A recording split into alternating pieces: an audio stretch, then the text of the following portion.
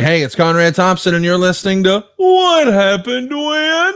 With the voice of your childhood, Tony Schiavone. Tony, what's going on, man? How are you? How does my hair look? Oh, fabulous. Did you go to the stylist this morning? It's looking No, I high did fashion. not. I did not. I don't like it, though. I've been trying to part it in the middle. There you go. It's much better. You trying to grow bangs, bro? No, I've just been trying to part it in the middle. I noticed that it looks like shit parted on the side. So this is a very vain moment, isn't it, for me to talk about this? No, I don't think so. I mean, you look like goddamn alfalfa with a middle part from Little Rascals. No, I don't, you motherfucker. Well, you got to get hot about it. Yeah. Hey, let me ask you, did you watch the Super Bowl? I watched I watched most of the first quarter, and that was it. You didn't watch the end of the Super Bowl? No, I went to bed, and Before the Super Bowl was over. Yes, and I saw then I pulled up on my phone. I saw that it was that San Francisco had taken the lead, and then I saw that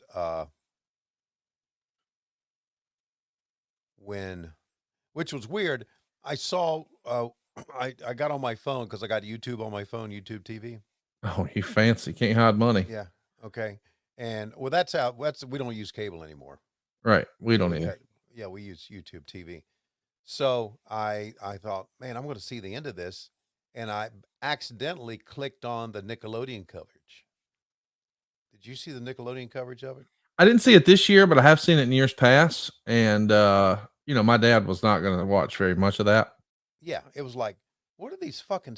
I didn't even know what I was on. What are these fucking silly ass voices? I think it was SpongeBob and Patrick. It probably was, and I was thinking, geez. So and then I saw San Francisco. I saw the tied up.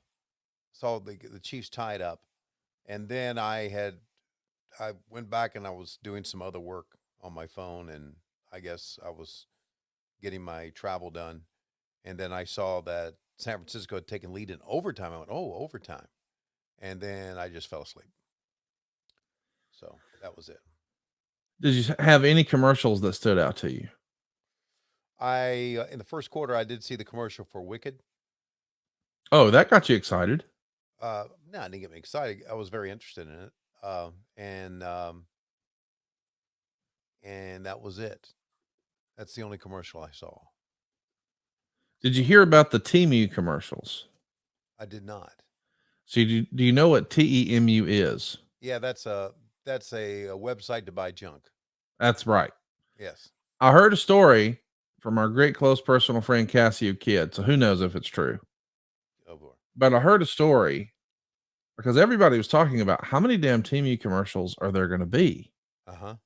Well, apparently the head of marketing over there sent a wire.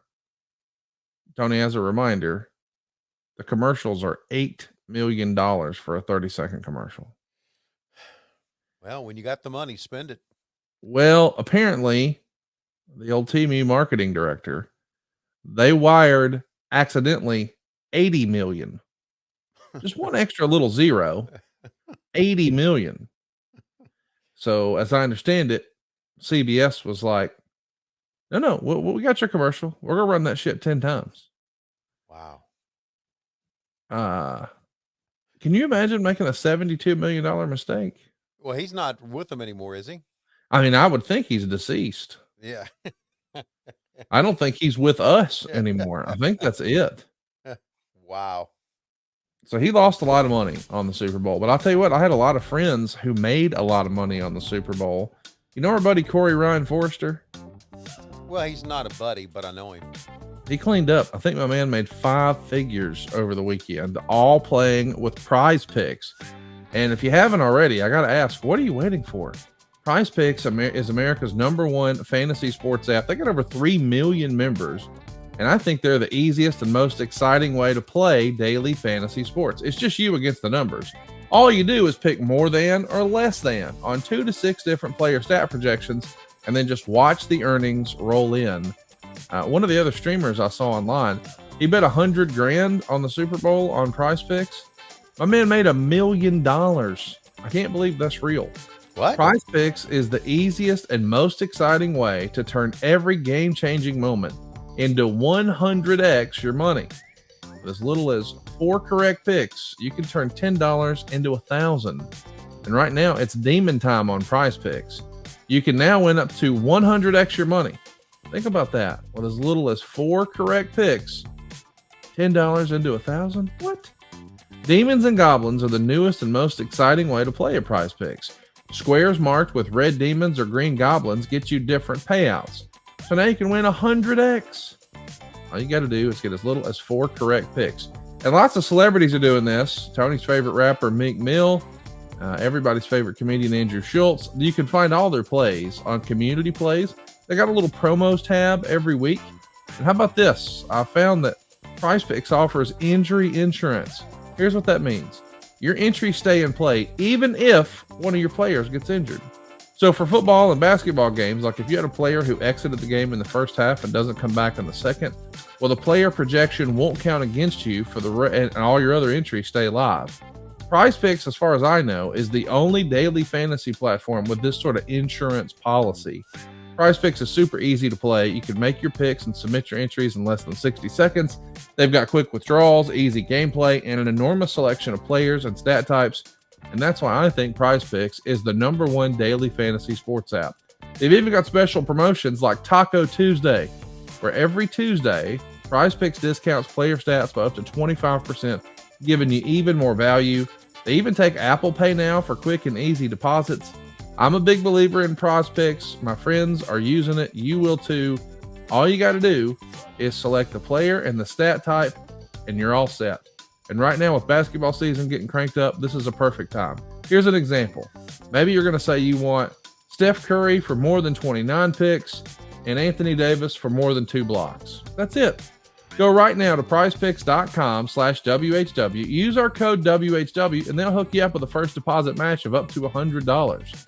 That's prizepicks.com/WHW. Don't forget the code WHW, and you'll get a first deposit match of up to $100. Prize Picks. Pick more, pick less. It's that easy. So, Tony, we're going to talk about a little wrestling today. We've got not 1, but 2 different episodes of wrestling we're going to watch. But before we talk about nostalgia, I want to talk about AEW. You were at Dynamite last week. And man, the Young Bucks went into business for themselves against the Stinger and his sons, rocking some white suits that left with a little red tint. Goodness gracious. Sting is a tag team champion, but not long for celebration. What'd you think? Well, I was, I knew they were turning heel, but man, they really upped the ante. Yeah, they sure did. That was actually pretty cool. I thought it was a very cool angle, so I like it. You wanted your friend bleeding everywhere? Yeah. So you're really hoping that Ric Flair's bleeding everywhere. But do you want him to do that backstage or in a car wreck, or what would Ric Flair? Yeah. Only thing you got to do is slap Ric Flair in the forehead. He's going to bleed. Oh, is that how it works now? Yeah, apparently. Just paper thin skin? Mm-hmm. Scar tissue, all that stuff, you know. How much do you think my man has spent in Neosporin over the years? Oh my God. Was that silver cream on the market back in the day? You know, I'm talking about this. Oh, silver cream is really good for wounds. I typed in silver cream and it said for wounds on Google. How about that? What do you know, you old fucker? What are we talking about here? Well, Lois has really thin skin. I'm talking about really, not the cliche, but has really thin skin on her arms, and the beagles jump up on her all the time. And that happens to my mom too. That's like an old lady thing, isn't it? Yeah. Yeah. And so the silver cream has really helped her out. It really closes up the wound. So I didn't know if silver cream was available back then or it was just Neosporin or what, but I found out the silver cream is really, really good.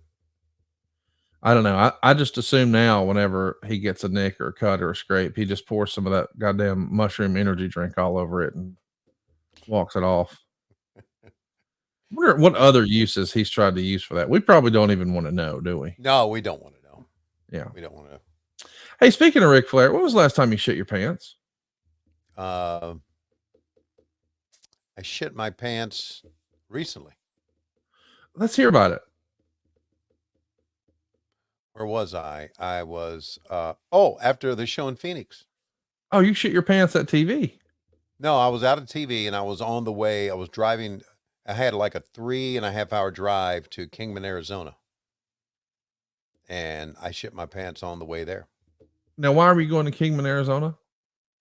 Well, the next night we had Dynamite on Wednesday, and then we had So Las this is Vegas. this past week. You shit your pants last week. Yeah, right. Wow, I didn't know this. This was Wasn't much. It was just one of those nugget. what do they call them? Sharts. Oh, I got you. You trusted a fart and it got away from you. Yes, that's right. I got you. So what I did was I go to Kingman, Arizona instead of going all the way to Las Vegas or flying into Las Vegas from Phoenix. And I didn't come home. I stayed out there. I drove to Kingman, Arizona. I stayed Wednesday, Thursday, and Friday night in Kingman, Arizona, and then drove the other hour and 15 minutes to Vegas on Saturday for our show, and then flew the red eye Saturday night back home. So I didn't stay at all in Vegas. I didn't see Vegas at all. I just went from where we were in Henderson to the airport after the show, and stayed away from all the crazy, the strip and the crazy riffraff that was there during the Super Bowl. So I heard it was wild. I saw online somebody said that the worst or I shouldn't say worst. There's no worst, but the most affordable room at the Wynn, which is a pretty nice place in Las Vegas, was $4,200 Super Bowl evening. Yeah. Like just a regular room, not a suite or anything like that. Just a regular room with a bed, $4,200. Well, we were told that the cheapest room that AEW could get for us was $700 a night in Henderson. So, yeah, I don't know where it was. I thought you stayed in Henderson. I'm sorry. I did not stay in. I stayed in. That's right. The building was there.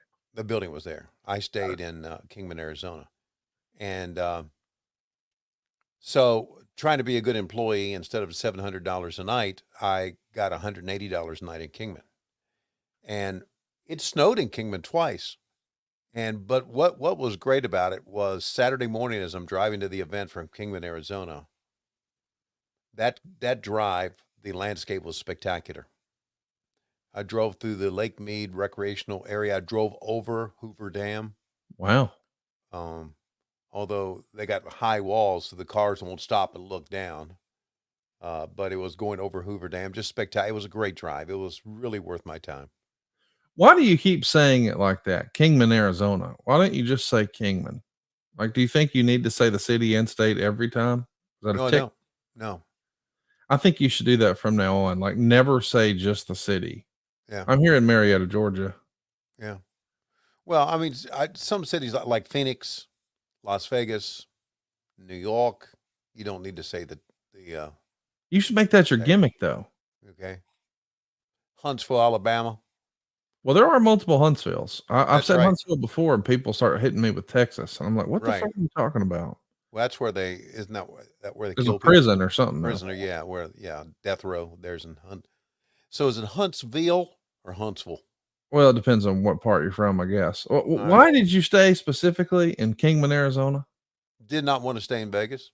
No, I got that, but how did you land on, I'm going to stay in Kingman, Arizona? I looked for the town that was about halfway. Oh, so it wasn't like there's a thing there. You weren't going to see like the world's largest ball of string or nothing like that. No, but I did go into a museum they had there. I was looking at a picture and I was like, that looks like some shit Tony Schiavone would go to. The Route 66 Museum. Yes. Yeah. Well, that's what I thought you were doing, and I just wanted you to say that in a loud and clear voice here on the program. I did go, and I can show you pictures of it if you like. I did go there that one day, but mostly I just mostly stayed in and you know what I did? I did something that I don't do enough of during the weekday. I slept. Oh, good for you. Yeah, I got plenty of sleep. So now I guess my question is, what's protocol when you're on the road, you're making towns, and you take a dump in your pants? Yeah. So just talk to me, like, because you find yourself with, it's not like you have your whole wardrobe with you. Yeah, okay, here it is. I did not soil my pants, okay? Oh, okay. It But was just between the cheeks. yeah, but you go to this has happened to me more than once. You go to a filling station, a convenience store. I Yes. always have extra pair of underwear. I've got Oh, I've look got at I've, you. I've got Cottonelle wipes. You just Shit. go to the Yeah. bathroom. You just go to the bathroom, fix yourself up, and keep going. This is a man who's shit in his pants before. You were well prepared. Exactly, exactly. I always take with me 2 extra pair of underwear. So if I'm out for 4 days, it takes 6. I think you and I, I've heard that occasionally women can spend enough time together that their cycles go together. I think you and I may have, because I thought I shit my pants this morning. Mm. Nothing spectacular, but I was climbing out of the truck to come in the house and do this podcast with you. Went and ate breakfast with mom and dad this morning, and I thought to myself, self, that could have been a fart, but I'm not positive. So I had to do a check for safety, and whew, I made it. You have a It was truck? well, an SUV, not a pickup truck. Oh God, thank God. You don't want me to get a pickup truck? No, and by the way, if you are a person that thinks rednecks are only in the South, then you've never been to Northern Arizona. Are there rednecks in Kingman, Arizona? Oh my God, there are more pickup trucks with oversized tires than I've ever seen in my life.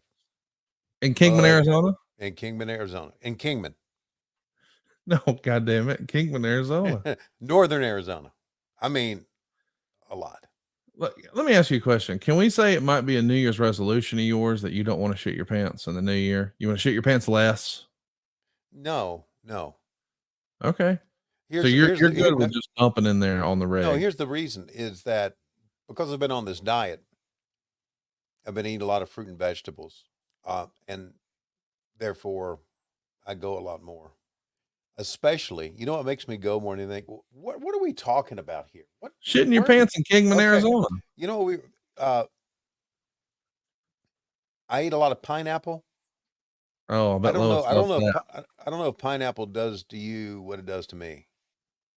Wow, Where's your out? man, wow. Well, here's an idea. What if you stopped eating it? Well, I don't want to stop eating it. Okay. Keep shitting your pants. I'm cool with it. I'm not I doing didn't, your I didn't say laundry. it made me shit my pants all the time. I go a lot, so I didn't say I that was started the carnivore diet 13 days ago, and I'm going carnivore. less. The carnivore. Well, yeah. Well, you know what's going to happen is you're going to get plugged up. You think so? Yeah, the carnivore diet. You know what I haven't eaten on this diet? I ate it one time since I've What? been on the diet. I'm almost at 1 year doing the diet, by the way. Coming up soon. Um, red meat. Yeah, I'm eating steak Yeah, pretty regular. yeah, yeah. The Cattlemen's Association has fooled you into this diet's good. That's what they've done. They've tricked you Well, into that. listen, a lot of people are making diet resolutions, and 2024 is here in full swing, and that means it's time for a little New Year's resolution check-in with our friends at Manscaped. Newsflash, it's never too late to stop shitting your pants. I mean, it's never too late to level up your grooming game and keep your bush tamed. Manscaped's new Lawnmower 5.0 Ultra is every man's cheat code to look good, feel good, dance all night. Wrong guy. And turn the page on confidence this year. Whether you're going for a trim or that clean shaven look, this trimmer has you covered. Trusted by over 10 million men worldwide. Now is your time to get a grip on your grooming game with our exclusive offer. Go to manscaped.com and use our code WHW for 20% off plus free shipping. The ball has dropped, but don't drop the ball on your balls. Introducing the MVP of 2024, the 5th generation lawnmower. Not just a trimmer, think of it as your grooming sidekick. It's equipped with not one, but 2 skin-safe blade heads, a standard one to take a little off the top, or Tony's favorite, if you want that smooth ball sack, they got the foil blade, so you can go smooth wherever your heart desires. I think Tony's even shaving his armpits these days. It's like having a personal stylist at your fingertips or wherever you need it, even your butthole. Did we mention it's also waterproof? Because a trim in the shower is the only way to start your day. Did And you for say my butthole? man, butthole, yep. Listen, Okay. if you're going to be shitting your pants on the reg, if you had less hair back there, it might be easier to clean up on aisle 3 if you're picking up what I'm putting down. Check out the Manscaped Performance Package 5.0. Inside the grooming kit, you get the lawnmower, you get the ear and nose hair trimmer, and you get the aftercare products. Check this out. Crop Soother Ball Aftershave Lotion. Not just that, but what about the Crop Preserver? That's anti-chafing ball deodorant. It's deodorant for your balls. I bet you didn't think you needed that. But now, since he started using it, Tony Schiavone doesn't have to sleep on the couch anymore. They even throw in 2 free gifts, boxers and the Shed 2.0 toiletry bag.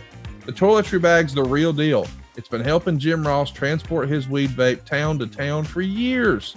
Get 20% off and free shipping with the code WHW at manscaped.com. Embrace a new you, and definitely embrace a new trimmer, courtesy of Manscaped. So, Tony, we've got some fun stuff lined up today. You like to do fun stuff, don't you? Yeah, I used to when I was younger. I do want to show you a picture. I sent it to Dave, and this is the way my hair looks now. Okay. Okay. And see if you think. See, I'm trying to part it in the middle more. There you go. Yeah, it looks like you're here for an intervention. Yeah. Okay. I mean, you look like somebody who's ready to counsel us a little bit. Yeah. Just so I understand, are you wearing a Tommy Bahama sweater with AEW blazer on top? No, it's just a black shirt. It's not Okay. Tommy Bahama. Yeah. Well, I just know you got a whole new, when Tony Khan gave you that sweet Jaguar money, you went out and just got a whole new wardrobe with Tommy Bahama. I did get a lot of Tommy Bahama, but I've pulled back on that a great deal. Oh, you and Tommy had fallen out. No, I just I bought a lot of suits now. I've got like 8 suits I bought. Oh, you're a stooge. I forgot. Yeah, boy, I got it. Yeah, well, there you go. Well, listen, we kind of speaking of stooges. That's where I was going. I was like, one stooge, 2 stooge. Hey, the 3 stooges, they had a good little run, and we do have a special guest, ladies and gentlemen, one of my very closest friends in all of professional wrestling, and about to be yours. You may know him as Swoggle. I know him as Dylan. Dylan, what's going on, man? Welcome to the program, kind sir. We're talking about pants shitting, so you had to have the professor of pants shitting himself, huh? All right. Hello, my friends. The hey, OG Dylan. pants shitting. I love it. As a professor of pants shitting, you talked to Tony. You said you did it this past week. Is that your first of the year? Yeah, it's my first of the year. So how many would you say you did last year? 3, I would think, maybe last year. I had a personal best at 7. Wow. In 2023, you shit your pants 7 times. Wow.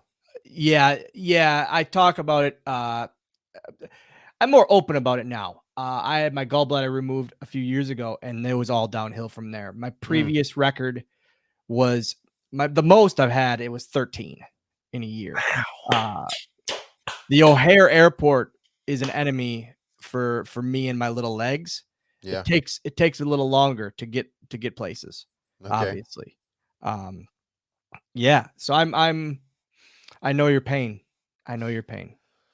Actually, it's not pain at all to me anymore. It's just daily life. Well, when I'm in an airplane, yeah, I really hold it, and then when you hold it, then you start getting gas pains in your gut, and then it's not worth it. Let's just be adults. Like you said, carry an extra pair of drawers, get those dude wipes, and just do your thing. I just don't want to shit next to a person, shit my pants sitting in like 13F and someone's in 13E or something like that. Conrad, he's not in 13. TK is putting him up in 1 or 2. We know this by now. No. He ain't sitting back with the peasants anymore. You know what? He does not do that, but I do upgrade on my own. Oh, there you go. I use miles, and if it's cheap, if it's like anywhere between $150 and $65, upgrade my own. But I don't need leg room. Yeah, I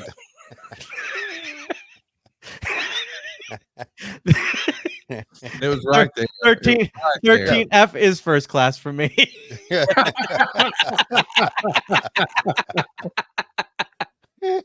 I get an exit row and I go, no, that's just too much leg room. I don't want that. I trade people for that because I can't put my feet on the seat in front of me. Really pissed off the guy ahead of me. I don't like it.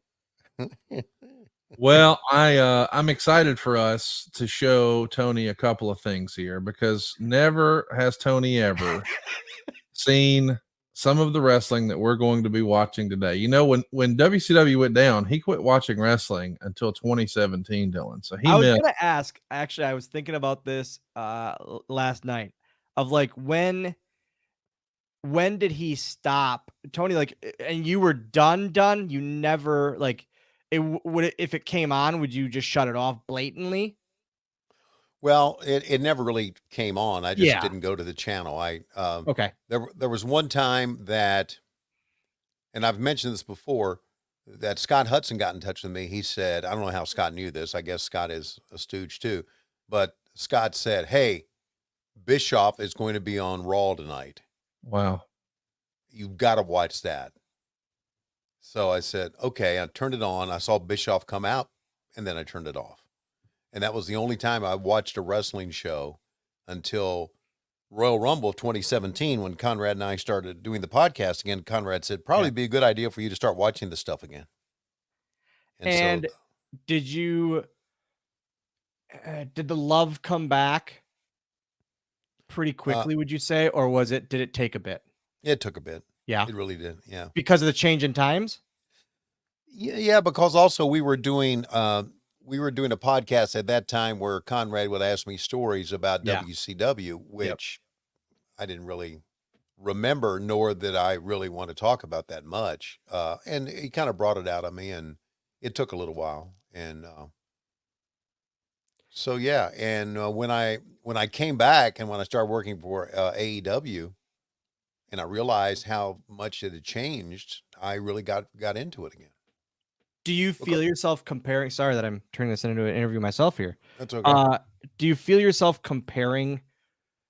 Oh man, this is kind of like in WCW, or is it ever like a, back in my day, or do you try your best to not have that mindset? I try my best not have that mindset. Yeah. There's some things that bug me, some little things that bug me, but other than that, I'm really into what we're doing. Yeah. Anything that's like, does it ever happen where it's positive? Like, man, just think if we could have done this back then. Does that make sense? Yeah. Just some of the, when I see Kenny Omega at his best. Yeah. Or like I'll still say that the revolution that we had right before the pandemic. Mm-hmm. I mean, right before the pandemic, where the Young Bucks took on Hangman and Kenny, was one of the best matches I'd ever seen. Yeah. Ever. And Kenny has given us so many great matches, and now I'm more exposed now to the wrestling that they had in Japan than I ever was. Mm-hmm. Thanks to the Forbidden Door, and also thanks to Eddie Kingston being with us and showing me some of this. I didn't know that was there, and that was going on even when I was doing wrestling. So I've been exposed to that. I'm enjoying that a lot more, and of course, we're getting exposed to the Luchadors and AAA and CMLL, and so I'm enjoying all that as well. Awesome. Good. Well, let's show Tony something he's never seen before. We want you guys to pull your Peacock out and find Monday Night Raw from September 10th, 2007. That's Monday Night Raw, September 10th, 2007, or as Peacock calls it, Season 15, Episode 37. That's Season 15, Episode 37. A lot has changed over there in WWE land, but what hasn't changed is that we're still shilling t-shirts because we've got a great new partnership with Fanatics, the world's largest collection of officially licensed fan gear. If you're looking to rock some of that new Super Bowl Chiefs gear, look no further than shopsportsmerch.com. That's shopsportsmerch.com. Same great products and pricing you'd expect from Fanatics, but it actually helps our show. Doesn't cost you anything, but it supports us. So if you're watching along with us over on YouTube, hit that QR code that's up on the screen now, or check out the description for today's episode, and we'll have the link. That's where you can find your favorite jerseys, caps, shirts, jackets, hoodies, and more, all with Fanatics. But please use our special link, shopsportsmerch.com. So without further ado, fire up your Peacock, September 10th, 2007, Season 15, Episode 37. Tony, do we have a special countdown today? We sure do. You ready for it? I'm ready. All right. Here we go. Well, happy Valentine's Day, everybody. From your old pal, Lois Rules. I hope you just spend it loving everyone near you. And I've lost my train of thought. Oh, shit. That's good. Keep going. You want me to keep going? Yeah. Oh, Lordy. Okay, what was the whole point of this? For me to say Happy Valentine's Day and push play in 3, 2, 1, play. How about that? Yes, sir, we promised you a great match here tonight. Andre, the Giant Hulkamania is running last. I haven't noticed, but I guess all those Vince McMahon clips are going to be out of the new opens. I got to start paying attention to that. I thought about that the other day too. Isn't that kind of weird? Boy, it's Yeah. crazy. Yeah, Right? it's that. Yeah, I was talking to Landon about that actually, like, and about how like it's just, it's Whoever- very odd. Whoever thought it would end like that? Right? Nobody. Yeah, the run would end like that. So This can't, man. I just thought about this. Like, this is the biggest night of my career, and it can't be talked about ever anymore. It's erased from history. Holy shit! I just Yeah. realized that now. yeah, Yeah, you didn't happen, Dylan. Legitimately. So are they Holy gonna shit! are they going to take all the Vince McMahon stuff off the? No, they can't do that. That'd be impossible. Yeah, they Okay. can't take it all, but this will never be taught. Man. Oh, this sucks. Guys, I just realized how much this sucks now. You got redacted, buddy. Yeah. So catch Tony up on what the storyline is here as we see Jonathan Coachman handing Vince McMahon. So it the was mic. revealed that Vince had an illegitimate child, and leading up to this, that it would be revealed. Now, this was in Green Bay, Wisconsin, which was my wrestling hometown. And it was rumored, obviously, for months and months that it was going to be Mr. Kennedy, Ken Anderson, and who was out with injury at the time. And he's from Green Bay, right? He's from Green Bay, so everything kind of made sense. Yes. And I think this was shortly after the Benoit situation to kind of take the thought of that away as well. The Benoit stuff happened in June, right? And this is September. Yep. But it was revealed because remember they were going to do like Vince's funeral that same week. Yes. And so then it came out that was kind of a hoax thing, and they revealed that he had a son that he didn't know about. Yeah. We used to hear forever that Vince wore a hairpiece, and I always would argue that, but I could see where right there you would think, yeah, that maybe right on top there. Maybe. I mean, we know it's not now. But Yeah. I could be sold on it. What do you think of this storyline, Tony? Can you believe that there was actually an illegitimate son storyline in WWE? This sounds like Days of Our Lives more than WWE, does it not? Yes. Listen, I can believe anything. When it comes to wrestling, I can believe any freaking thing. So, Jonathan Coachman played a heel here? I didn't know that. Yeah, he was a heel pretty regular in almost WWE. almost his whole run. He was kind of the new age like stooge to Vince and Regal and everything. And then even his commentary was more heel. So how was he to work with, Coach? Awesome. He was so much fun, and he got it. He didn't mind being the Wile E. Coyote to my Roadrunner. Weekly. Literally, we do stuff every week, and it was him just getting everything turned around on him. So it was a really, him and I were always very, very, very good friends. This is the era where they're still doing the bullshit ECW too, right? Yeah, which you'll see later with Sandman. And I know Balls is out there, but they had an issue. I can get into it later. Well, you'll notice Sandman stays out there longer because all the clues for the Sun matched up with him, and they had to kind of give him the hook out because he wouldn't leave because he kept just saying, that matches with me. I'm fine. I'm staying. And they had to kick him out. That's hilarious. Wow, the era of the signs and Man, I miss it. I Yeah. miss signs. I just showed Landon. There's Conrad. I'm not sure if you saw it. There was a picture of like just the legitimacy of the Attitude Era, and Yes. it was just a plethora of signs. And I showed Landon. I said, "Man, look how it was." But I like for me it would suck because I wouldn't be able to see anything. Like if I went to wrestling, I would be able to see nothing because of all the signs. It would be awful for me. Yeah. But man, thinking about that now, and that's something that's now it's just cell phones. No one's holding a sign, everyone's holding their cell phone. And Yeah. it's just such a different change in times. Yeah. There's some signs now, but a lot of them are just, Wanting to get their Smart. website over. Exactly. Great Khali. That had to be a fun photo op. You and he ever do a photo op? He was my first when I got hired by WWE in 2006. He was part of my first traveling car. It was me, Khali, Davari, and Mark Henry. And What a fucking crew that was. we would go into the Denny's or something, and Khali I would hold his pinky, and he would go, "This my son, man. This my son." And he would like sit me on the stool. Oh my god. We had fun. He Yeah. he truly was like a friend of mine, and just the shenanigans. And then we would bring Tommy Dreamer into the fold too, and the three of us we had our fun. What a And freaking crew. he's such a good-hearted guy, and he deep down he knew he wasn't great, but he knew he was making a ton of money. Yes. So he was very happy to be there.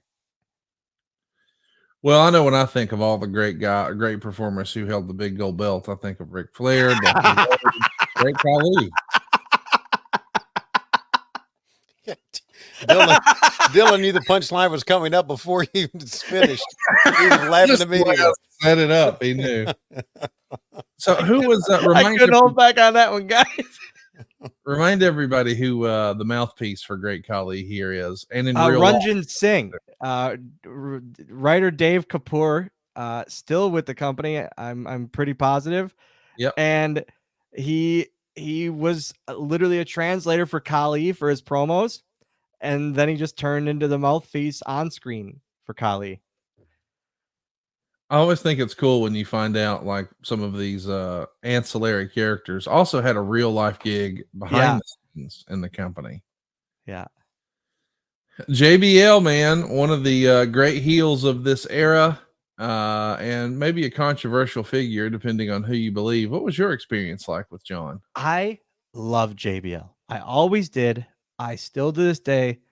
I did him and Briscoe's podcast, and we had just such a blast. And John will admit it. I think he'll truly admit it. Like when he gets called out for the bullying, I just go like, yeah, you're a bully when there's a group of people around because you like to pop the boys. That's all it is. That's Right. all it ever was. If it was just you and him, it never was how people like say.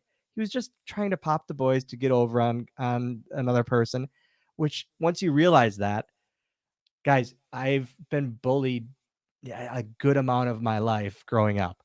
If you don't give the bully the pop or the reaction, they don't do it anymore. So if you make fun of yourself, like I do, and I always have, and growing up, it doesn't give the bully their payoff. And that's something I live by, and I tell kids when I do, speaking engagements or all this stuff. If you don't give them the reaction they're looking for, they stop instantly. But I love JBL, man. I always have. Did you ever meet JBL, Tony? Yeah. We all did a show together one time, I think. Oh, that's right. Yeah. Yeah. That's right. When he came he did a StarCast for you, didn't he? He did. Yeah. Yep. So I think I was at that one. What about Coach? Have you met Coach yet, Tony? I've not. Real broadcaster. I think you'd like him. Real good guy. He gets a bad rap online. I think people, if they got to know Coach, they'd be a fan of Coach. Why do you think that is? Well, because people online are idiots. That's the reason.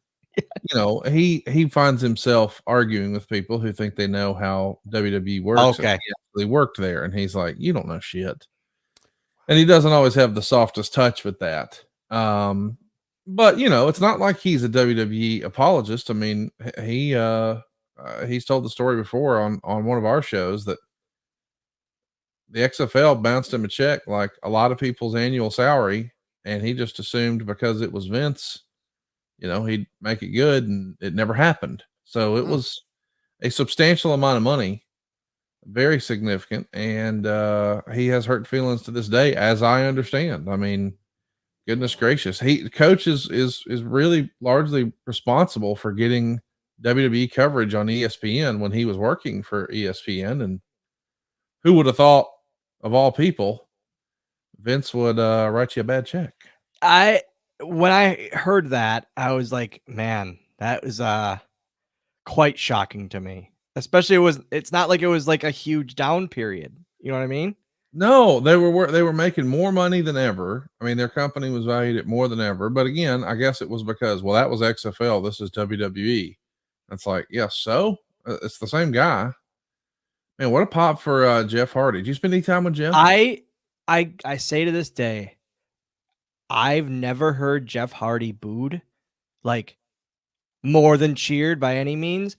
And always one of the craziest reactions, no matter the era. It can be TNA, it can be Attitude Era WWE, it can be 2002 Neon Jeff Hardy, any era of Jeff Hardy, just crazy over and like passionate fans that he's never lost.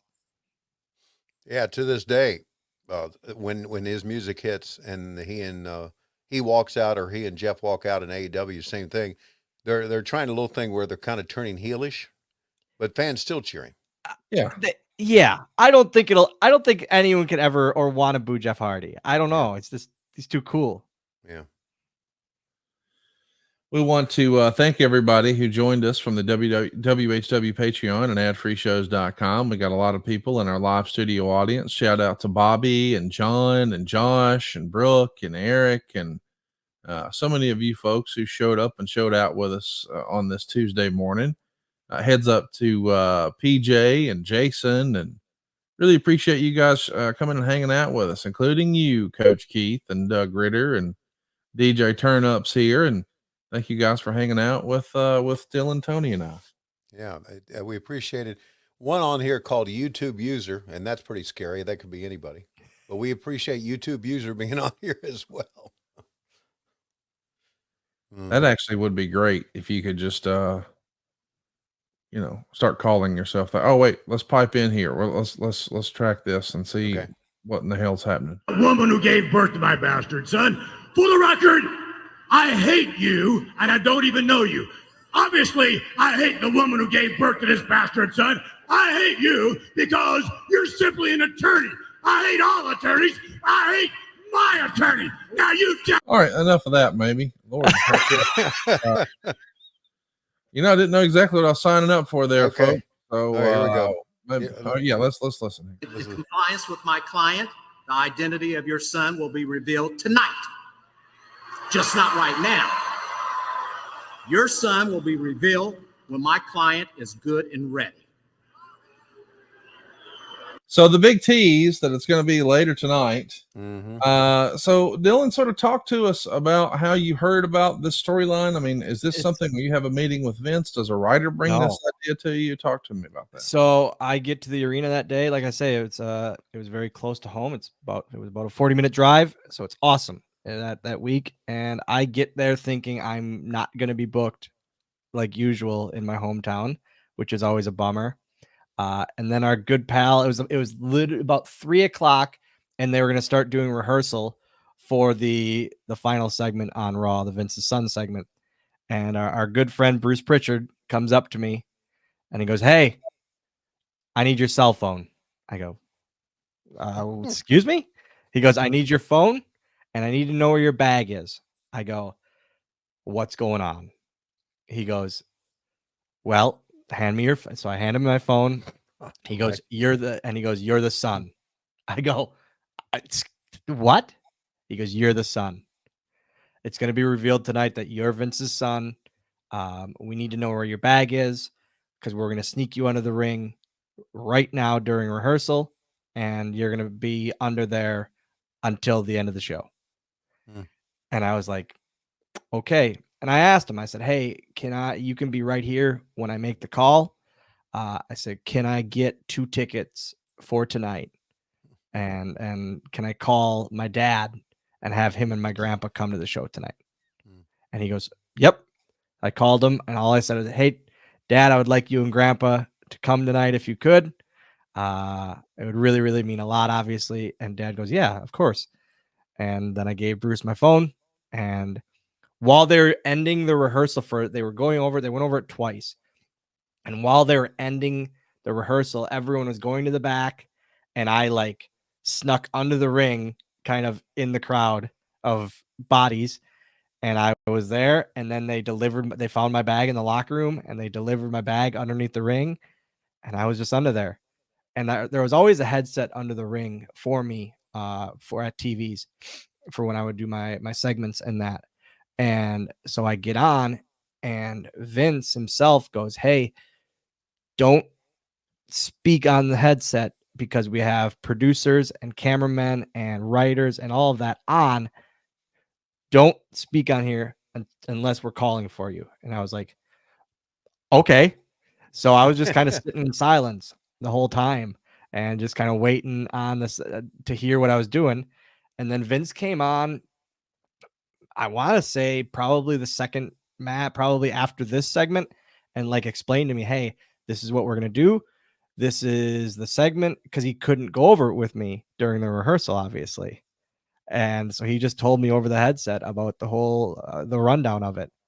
And then I was changing. I remember I was changing under the ring, and I was cruiserweight champion at the time, actually.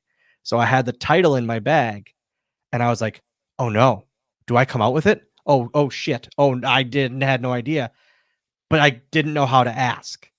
So now I'm like back and forth. And I remember pushing the button and going, Kevin Dunn. I go, Kevin, nothing. Kevin, nothing. And I go, and then it's like, and then he kind of pipes up at me like, hey, we told you to stay off the headset. What do you want? And I was like, I have a question. And he goes, what? I said, should I come out with the cruiserweight title? And Vince then responds, God damn it, great question. Glad you asked. Yes, you should, because that's one of the clues is you're a champion. Ha, good question. Good thinking about that. And I was like, ha, I fucking did a good job. I didn't deserve to get yelled at. So it was a really, really kind of a neat thing. And again, like I say, to happen I had my family there. I had friends there that had no idea of it at all. So for it to happen in Green Bay, of all places, is pretty awesome. Huh, that's a great story. You know how I know that JR is doing commentary? How do you know? I've got my Captions on. Got my caption on, and it just came across quicker than a hiccup. Let's listen for just a minute. Hook of the leg again, got another near fall for Lance Cade. JR, thinking about what you said now, I realize what all of those things, that's what all the extra security is here for tonight. Yeah, so you got Lawler and JR. We're watching a pretty fun match here between Paul London. I loved Paul London and Brian Kendrick, man. Paul London, I feel like him and Kendrick were like Young Bucks before they were Young Bucks. Way ahead of their on time. a national TV level. Like they just did fun things that you never saw before. And they were like, I always liked them because I was still such an independent and Ring of Honor wrestling fan. Yes. So even with the company, I was like, oh man, they're doing cool things on WWE that you never saw. I like that sort of the precursor for the Young Bucks. And you never saw Lance Cade at all, did you, Tony? No, not at all. Who's the big guy here? His name's Lance Cade. He's no longer with us now. Oh, Lance Cade's the big guy. Okay. Yes, and the guy with the black hair is Paul London. And who's the redneck with the sideburns? That's his partner. That's Trevor Murdoch, the former NWA heavyweight champion of the world. Of course, he looks like Dick Murdoch. Mm-hmm. Yes, I get it. And that's Brian Kendrick, aka Spanky, out there clapping it up. And the referee is John Cone, who's now in talent relations. Lance Okay. Cade was trained by Shawn Michaels. As was Spanky. Yep. I think Lance lost his battle with opiate addiction, Mm. unfortunately. But a lot of people Was he thought, still Tony, with the company? Then I can't remember. I don't recall. I don't recall. Oh man, look at there! Look at the crowd pop for the London win. Man, can you imagine if Kendrick and London got hot right now? What they'd be doing in wrestling? Like London's still killing it independently, like still having really, really fun matches. I've been on a few shows with him, and he's still doing really, really fun stuff. it's just crazy to think this was 17 years ago. You know? Whoa. Wow. I was a baby. Yep. Yeah, I would have been 20. What was the name of that Whoa. finish? Slice bread number Slice 2. bread number 2, yeah. What a great name for a finishing maneuver too. Yeah, and a great opening match too. Heck yeah, beat the shit out of a paternity angle. Oh, here we go. We got Hunter in the back looking to see how he's going to fuck Cody out of the main event. Well, let's track it tonight, and we're going to find out who that is. Shilling shirts, boy, that's not very cerebral assassin of him. It was a cool shirt though. Yeah, it was. The Affliction days, man. Everyone had an Affliction shirt. Him, Jeff, Undertaker, Randy. They all had those Affliction shirts. I remember Cena was the only one who like did the basic shirts. And he goes, yeah, because I don't want to look like every other t-shirt at the time. Yes. I love Lawler's wearing his own shirt. The he would go to JC Penney and get whatever bedazzled crown shirt he could find that day. Yeah, why not? Lawler's just so classic, man. When you think about his approach to wrestling and his longevity in wrestling and how much money he's made for so long, that dude had it figured out, man. What a great gig. You talked about earlier, the introduction of Tony of being the voice of our childhood. These two, I'm a bit younger than you, Conrad. These two were mine. It really, really is. The Lawler JR team, it truly was like my childhood. And to think like there's such a, and now Michael Cole, like thinking about it now, Michael Cole for like my son. Yes. Michael Cole and Corey Graves, which is crazy. Tony and Excalibur in AEW it's like you always you don't really think about it while it's happening. You don't think about what's going to be the voice of wrestling as it's happening. And that maybe that's because it changes, frequently at times, but man, it's special to think back on. Like that's what narrated professional wrestling. Mm-hmm. What about William Regal? We see he's got in a package here talking about John Cena and Randy Orton for the spinner title. What was your experience like with Regal? I think Regal always kind of like accepted me and took me in because I was with Fit Finley, and he didn't want to do anything obviously to upset Fit, and they were so close always. And so Regal and I always had a very, very good relationship. And it was one of those, man, he's so like revered in wrestling and by everyone in wrestling. I remember what stands out to me most about Regal is his stuff with Tajiri. And I say it all the time. Because he could do the technical, man, he would do the comedy bits. And he was so damn good at pulling that stuff off. And because you saw his personality, that's who he is. Of course it is. Yeah. The most fun human once you get to know him. And he's just such a good guy. Yeah. He's one of the funniest men ever. He really is. And it can be such like a dry humor that you almost like question if you heard it correctly. Like, did he just get one over on me? And it always did. Yeah. Yeah. To me, it's like Regal, Dean Malenko, two of the funniest guys that I've ever been around in my life. That no one would expect. Yeah. Absolutely. Yeah. It is interesting to think about some of those big personalities behind the scenes and how they don't always translate to in front of the camera. Like I never had the pleasure of meeting him, but Tony, you acted like Brad Armstrong was similar, right? Oh yeah, Brad Armstrong had a great personality, and would hit you with one-line quips. Arn Anderson's in that as well. Oh yeah. Tony, why do you think that is? Is it just that the cam in front of it's just for some reason that in front of they always say when the red light comes on, it just doesn't resonate? Yeah, I guess because they feel like that they're playing a role and they stick with that role. I mean, I kind of feel the same way. Doing my commentary through the years. I mean, people didn't realize how I was until we started doing this podcast, and how I really am was nothing like the guy that you saw on Nitro and all that stuff. So, oh, here's Stevie Richards. They're going to get him to whack JBL in the head with a chair, which is one of my favorite moments, actually. Oh, I love it. Man, was that. That's how you do a Supposed to chair be shot, one of the boys. great dudes in wrestling too. I never, Yeah, I haven't always. met Stevie, but I was such a fan of his stuff in ECW. But I know he helped a lot of people with DDPY, and he's got a great YouTube channel now, and I think he's done a tremendous job helping a lot of people. But man, he was in a big battle just for his own life not too long ago. I'm glad. he's still Yeah. His post run, almost like Chris Nowinski too, is doing so much post wrestling to help. Yes. And it's awesome. The give back that's not even in wrestling. It's not like training or anything. It's just outside stuff that these guys are doing. We got to talk a little bit about the people that were assholes, Dylan. We've talked a lot about the people that you liked. Give us some dirt. Who are the assholes?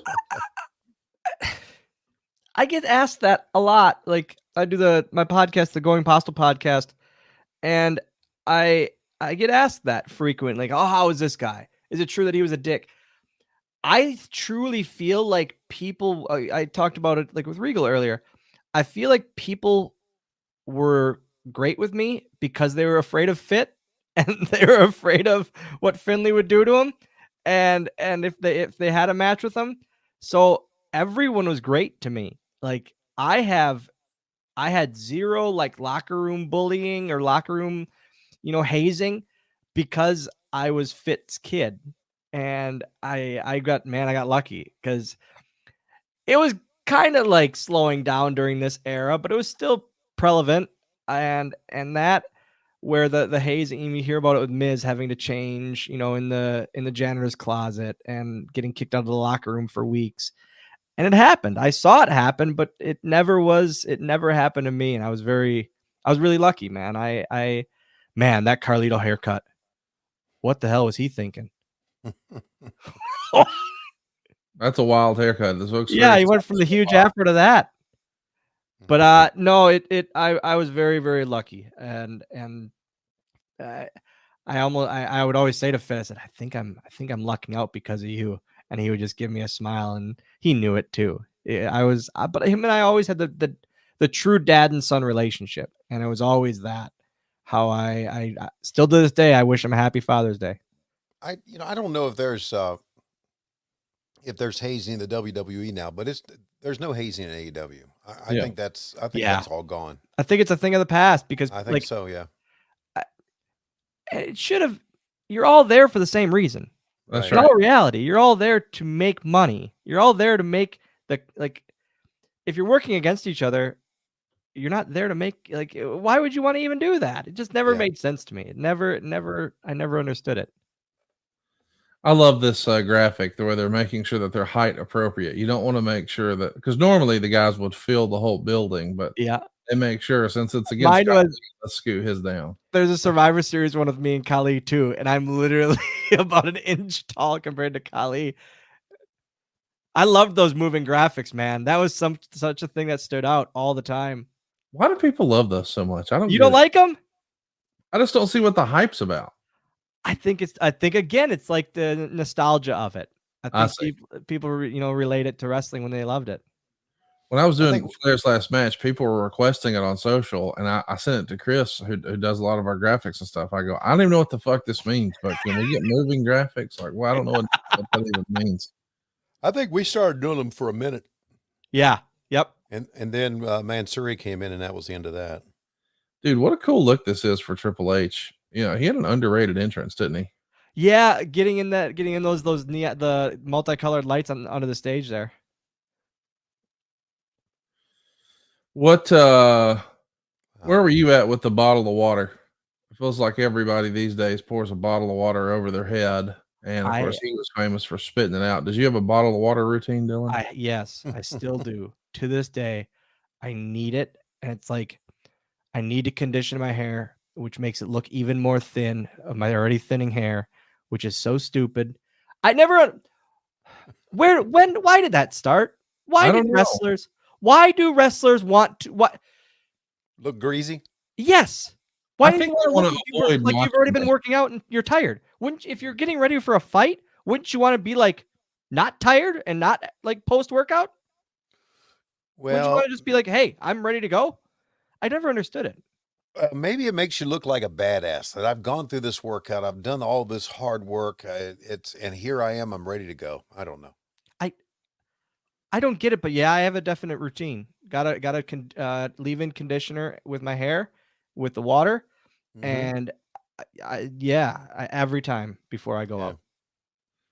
Now, Tony, I know you have a water bottle routine. You actually shove it up your ass, right? Well, catch I the shove it shit. up my ass, and it comes out my nose, which is really Wow. cool. Yeah. That is. That's a fun And party trick for the whole family, really. and although we don't do hazing anymore, I do that in the male talent locker room all the time, just for a pop. Just to shove things in your ass. Well, yeah, and also to clean out my asshole. Hopefully, I don't shit my pants later. Have you had to piss during a show yet? No, I can No. hold my piss. I can hold my piss. You never adopted the old JR wear darks? No, never had that problem. Hey, in my real life, man, I'm helping people save money. I'd be glad to help you too. If you're looking to buy a house, if you're looking to get out of that apartment, if you're looking to sell your house, if you're looking to fix your credit so you can buy a house, if you're looking to get some pro tips on how to save money to buy a house or how much you need to buy a house, or maybe you're just trying to save some money on your current bills, maybe get rid of some credit card debt, maybe consolidate a car payment, maybe you just need some cash to do some remodels around the house. Whatever it is, we can help you at savewithconrad.com. You don't need perfect credit. You don't need money out of your pocket. But man, if we can't help you save some cash, we won't waste your time. But you can get a quick quote, even talk to a live person right now at savewithconrad.com, or give us a call toll free, 888-425-0105. By all means, give us a buzz, ask for me. We're right here on the Parkway in Huntsville, Alabama, but licensed pretty much all over the country and able to help you remotely. Seriously, think of me next time you need something in that area. You got a friend in the business. You can also just drop me an email, conrad@savewithconrad.com. If I can be helpful, I'd love to do that. I'd love to let my family help your family. And don't just take my word for it. Go check us out. We got an A+ with the BBB, and you can read all of our 5-star reviews. There's more than 1,000 of them at conradreviews.com. But savewithconrad.com, that's your hookup, man. Man, can you believe Shelton Benjamin does not age, does he? And that dude still looks great. This was 07, and what he started on TV in 02. Yeah, he's 5 years in here, and he's still wrestling today. And if you put a picture of them side by side, you'd be like, yeah, those are maybe 3 or 4 years apart. Nope, 22 years. R-Truth too. I just saw a side by side of 02 and today, and it was like unreal. And Bobby Lashley. Yeah. I work with a guy, my buddy Ron, when whenever we'd go to lunch or dinner or something like that after the office, he would always ask people, hey, how old do you think everybody is at the table? Because he was considerably older than us. When we were in our 30s, he was in his 50s. And that routinely, he would not be pegged as the oldest guy. And he would always start laughing and say, black don't crack, brother. Which made me laugh. I was like, wow, I hadn't heard that one before. Okay, black don't crack. I But can't. Sheldon- Triple H Sheldon's- tights aren't. The back design isn't good. I don't like it. It looks like angel wings on his butt. It Oh, does. Triple H's? Yeah. Yeah. Sheldon still wrestles today. I mean, he's no longer with the WWE, right? He's over in No. Japan. Yeah, doing New Okay. Japan stuff. Oh, okay. Very cool. I heard something a long time ago that can't be true, but Dylan, you were on the road all this time. Maybe you know. Is it true that Shelton Benjamin doesn't work out with weights, just uses his body weight? Is that real? Can we go back to the shit story? The shit talking? Like Oh, you want to shit talk him? I just can't believe that's a thing. Like, how would you even do that? It's like to be a pro wrestler, you got to do all that bullshit. Well, doesn't a lot of people use the cables Yeah. in the resistance training and things like that? I know nothing about that. That happens. Where does this working out thing happen, guys? Yeah. So I've been told that Shelton Benjamin is truly one of the toughest guys. I mean, just one of the best athletes. And a legit amateur wrestling badass. Yeah, like him and Brock. You look at like when they were supposed to come in together as this monster team, and they both went separate ways and they both made such a name for themselves. And for Shelton, for such a long time, we talked about it before. He's always been around and always been, as they say, just a good hand. Yeah. I like the Demolition Man look here. When I was a kid, I loved Wesley Snipes and Demolition Man. When he dyed his hair blonde, it was a wild look, and it was like Shelton's standing out here with that crazy hair dye. Did you go through a crazy hair phase, Dylan, in WWE? I had to do that, the bleach blonde. I had to do it every 2 weeks. I had to bleach my hair. And what was your process like for that? I would just Jan, the makeup lady, was sick of doing it every 2 weeks, so I would just do it myself at home, which is probably a good reason my hair is falling out these days. It sucked. It just stunk up the bathroom with the smell of bleach, and I do that and my eyebrows every 2 weeks. And then after a while, I was like, I would let it go more and more, and no one noticed. And then I would let it go more, and no one noticed. And I was like, oh man, okay. And then I just went dark. And then of course it was like 3 months into being dark hair. They're like, I think it was Michael Hayes. Man, you not bleaching your hair anymore? I said, I haven't for months. Oh, why? I don't know. I just didn't do it. Oh, okay. That's what like. You haven't noticed that I haven't been on TV for 2 months, but you noticed me not dyeing my hair? How long were you with the company from when to when? 2 weeks under 10 years, 2006 to 2016. Wow. How about that? That's a good run. I was told 6 months when I got hired. I was told this is probably going to be a 6-month gig. I have a question, but going back to when you found out you were going to be Vince's son for this. Mm-hmm. Yeah. Bruce Pritchard came to you and said, let me have your phone, like the U.S. government? Literally. Why did he confiscate your phone? Because he didn't want anyone to know. Like, he didn't want my friends or family to know. No one. Okay. Talk about paranoia. Yikes. Well, they were concerned about leaks. I get that. Yeah. I mean, leaks are everywhere. Jeez. Speaking of leaks, we got a few in our group chat here. You can be a part of our live studio audience at patreon.com/WHW Monday. Brooke wants to know, Dylan, which wrestler today would you want to work with on TV? Is there a wrestler today you'd like to do something with? Because he's my son's absolute favorite is Darby.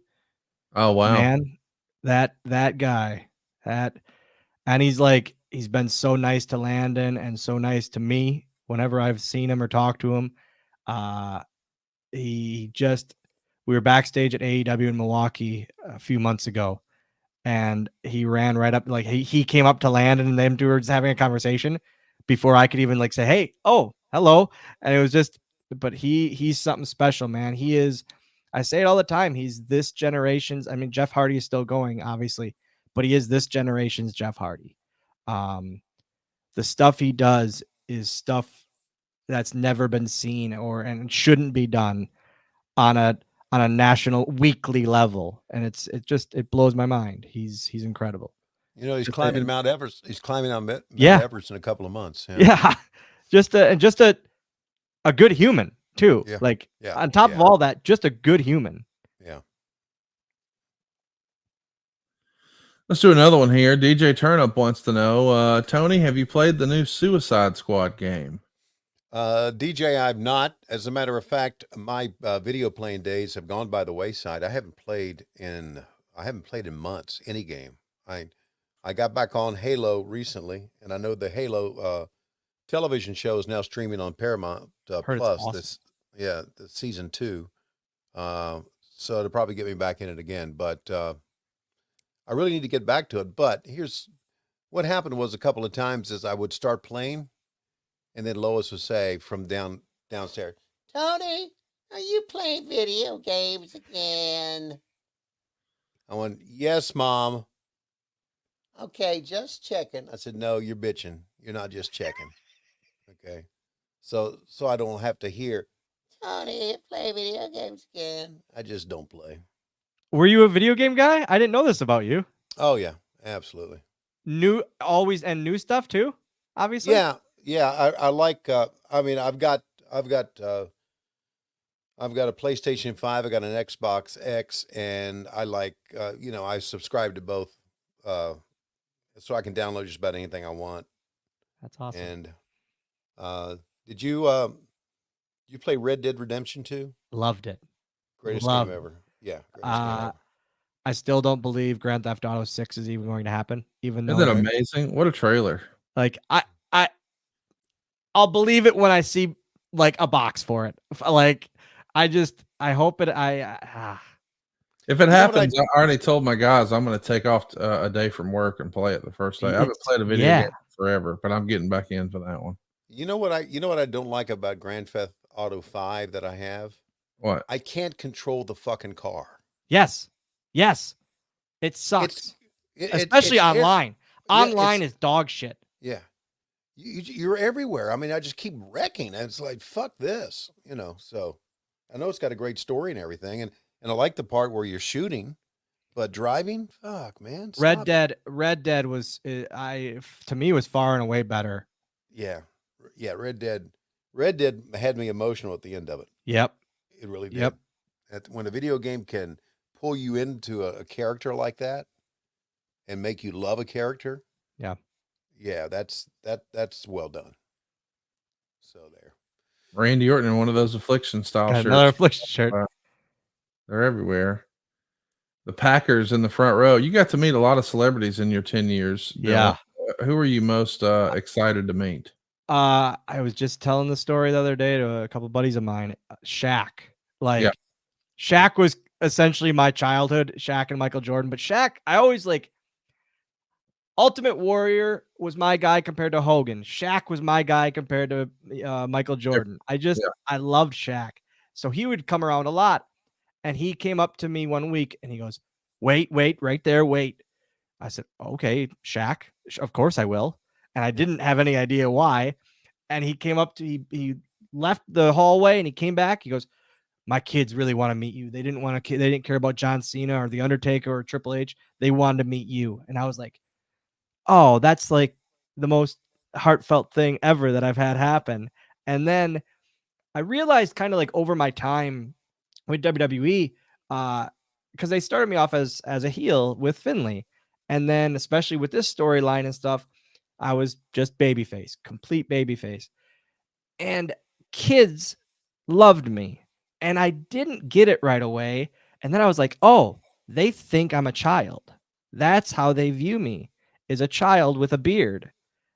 This all makes sense now. So to have Shaq's kids not care about John Cena or Undertaker or anything and want to meet me was such a cool thing and such a man, I'm doing something pretty cool moment. Wait, are you saying right now you're not a child? I'm not a child. I'm a 37-year-old half man. I thought you were Benjamin Button Jones. Nope. That's Christian. Christian is Benjamin Button. Tony, give everybody a time code. Where are you at right now if they're watching? I'm looking at John Cena's face. I'm at 42, 21, 22, 23, 24. It's Randy Orton. Tony. Well, who did I say? John Cena. Okay. Yeah, I was gonna say if you're looking at John Cena, I'm way off. I thought I was way off too. I was like, oh no. I'm looking at Randy Orton's face. Jeez whiz. Yeah. Yeah. Okay. Yeah. Hey, I wanted to ask you, Dylan, what do you make of this the Hasbulla stardom that took over the last couple of years? What do you think of that? I love this little man. I love Hasbulla. I love everything about Hasbulla. The only thing I don't like about Hasbulla is because I'm a Disney fanatic. Everything about Disney, I love the parks, movies, everything. And then seeing him like terrorize Mickey Mouse when he visited and get away with it was upsetting to me. I love Hasbulla. He just makes me laugh. He's a funny little guy.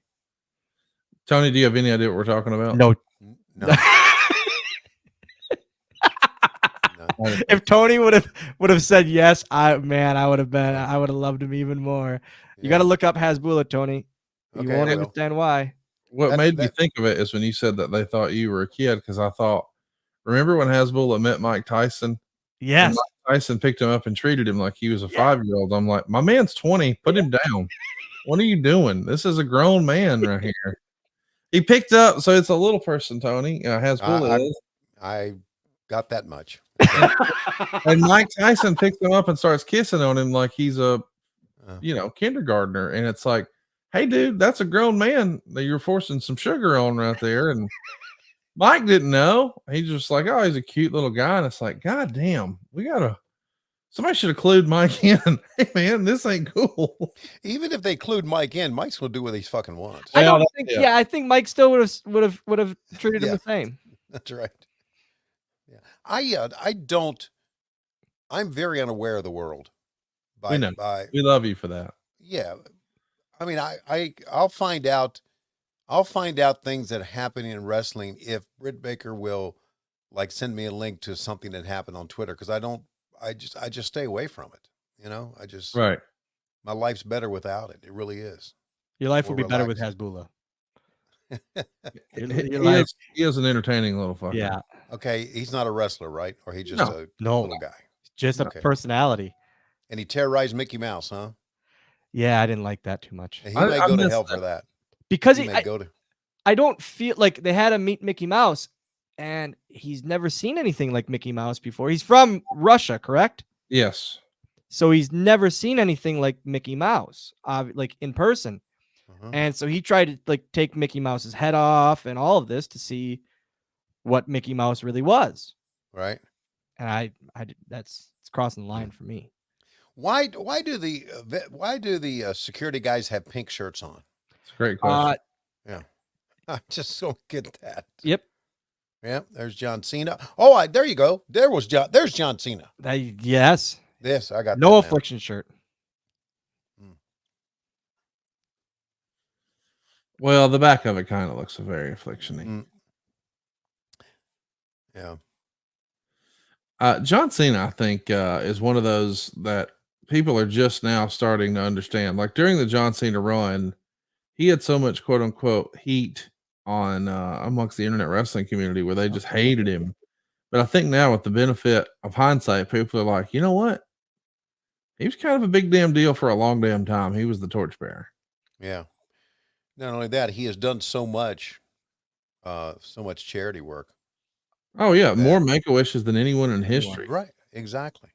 Always just been a good human too. Like, just a good human. Good, always so worked beyond compare in the company, doing media stuff and all of that, and then just being exactly like you said, Conrad, the torch carrier. Yeah. The time that I can remember that I went backstage when Arn was a producer or coach back then, John Cena was one of the nicest ones to me. So, and Brock Lesnar was very nice to me too. So, look at that. Have you seen the trailer for John's new movie, Tony? Ricky Stenicki? No, I've not. Go out of your way to watch that on YouTube when we finish. It looks 10 out of 10. You know, as you know, Megan hates everything wrestling. Yeah. So when I said, hey, I want you to watch this trailer, she was kind of into it. And then she saw John Cena and she goes, I could see in her head, she was like, what the fuck? And then when it was over, she goes, when's that come out? I want to watch that. I mean, it's really, really well done based on the trailer anyway. I can't wait to see it. So you didn't take her to see the Iron Claw? No. We were planning to see it, and then she had something come up at work, but I had already like block my day out. So Casio Kid tagged in and we saw it together. And I mean, we'll see it on streaming. As I understand it, it's coming out on streaming just any day now if it's not already. Good. So Good, because I haven't seen it. I was going to wait till it came out on streaming. I mean, it's not what I would call a feel good movie, Tony. I don't want to give you any spoilers, but it doesn't end well. That's what I've heard. Well, yeah, I don't expect it to end well. Yeah. Do you feel it was completely true to the story, Conrad? Yeah, I mean, listen, I could probably rattle off 10 historical inaccuracies, but at the same time, you understand, like, hey man, they're trying to tell a 20 or 30-year story in the confines of 2 hours. Mhm. So, you know, they combined a couple of kids and there's some things that are out of order. You know, I don't want to give any spoilers here, but there's some things you're like, well, that didn't exactly happen that way, but a little creative license. And now, since so many wrestling fans are so familiar with the specifics of that story, it does make me wonder how many other movies, when we see based on a true story, I mean, there's some liberties in there that Yep. aren't like massive, but I'm sure to the people they affect, it's a big deal.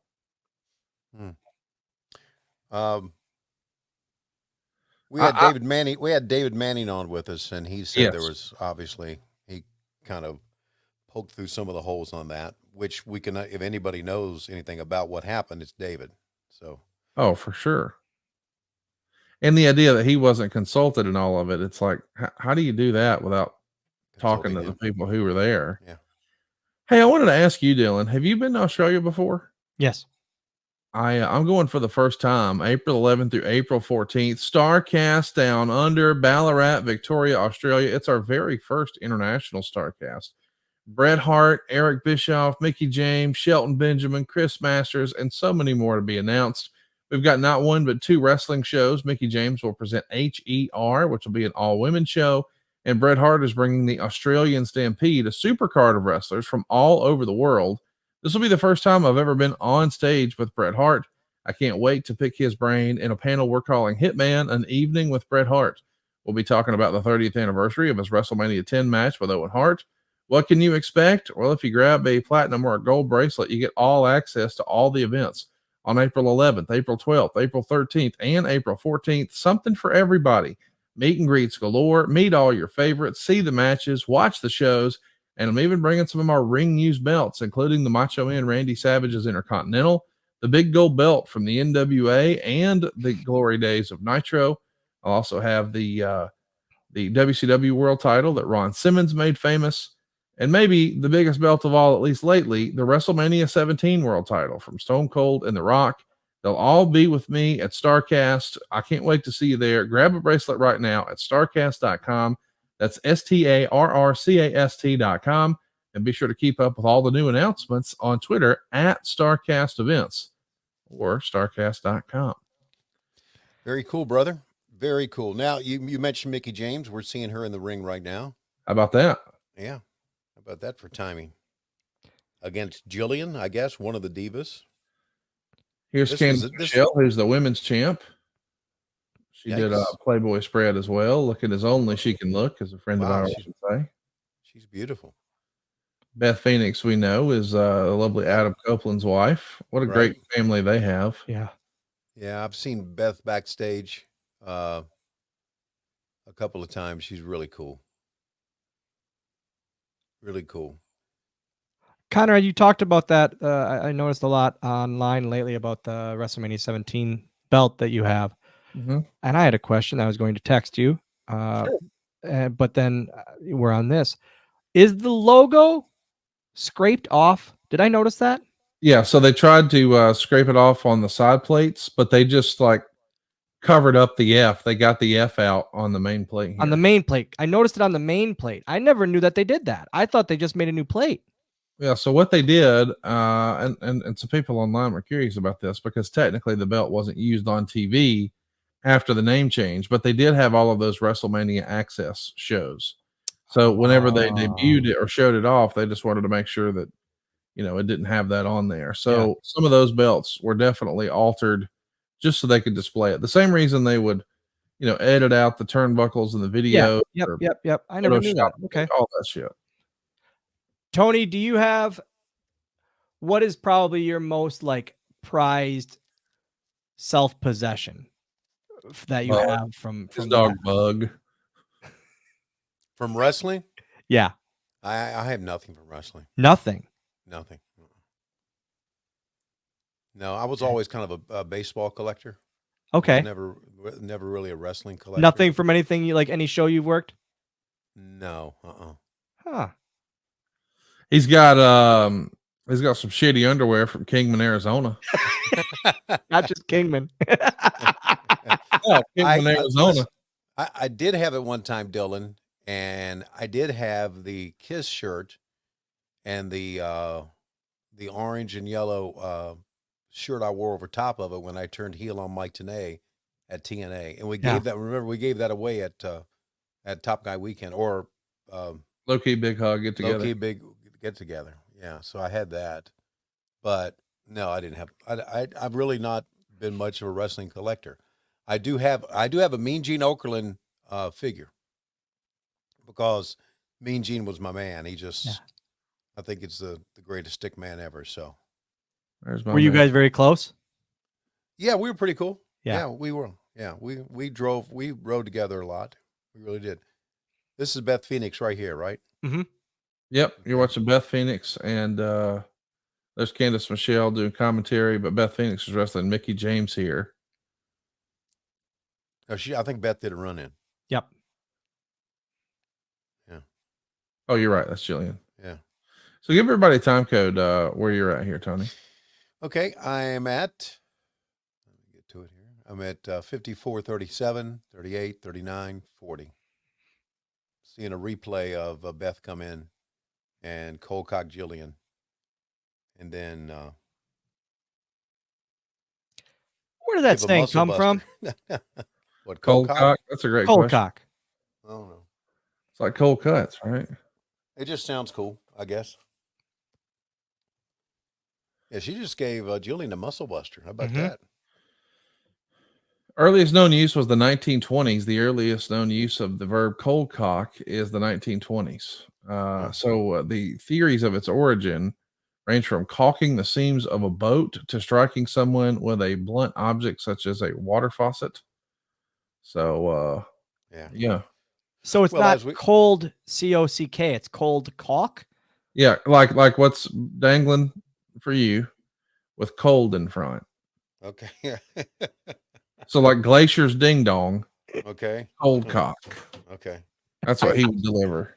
Yeah. So listen, as we know, everything that you read online is true. It has to be.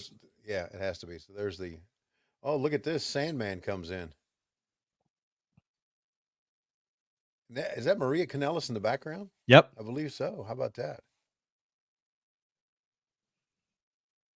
Santino too, man. Just the best. Every role he was ever given. Yeah, I've seen him. I think I've seen him show up backstage at some of our shows. Yeah, he's a friend of the Bowies in the business. Yeah, he's pretty cool.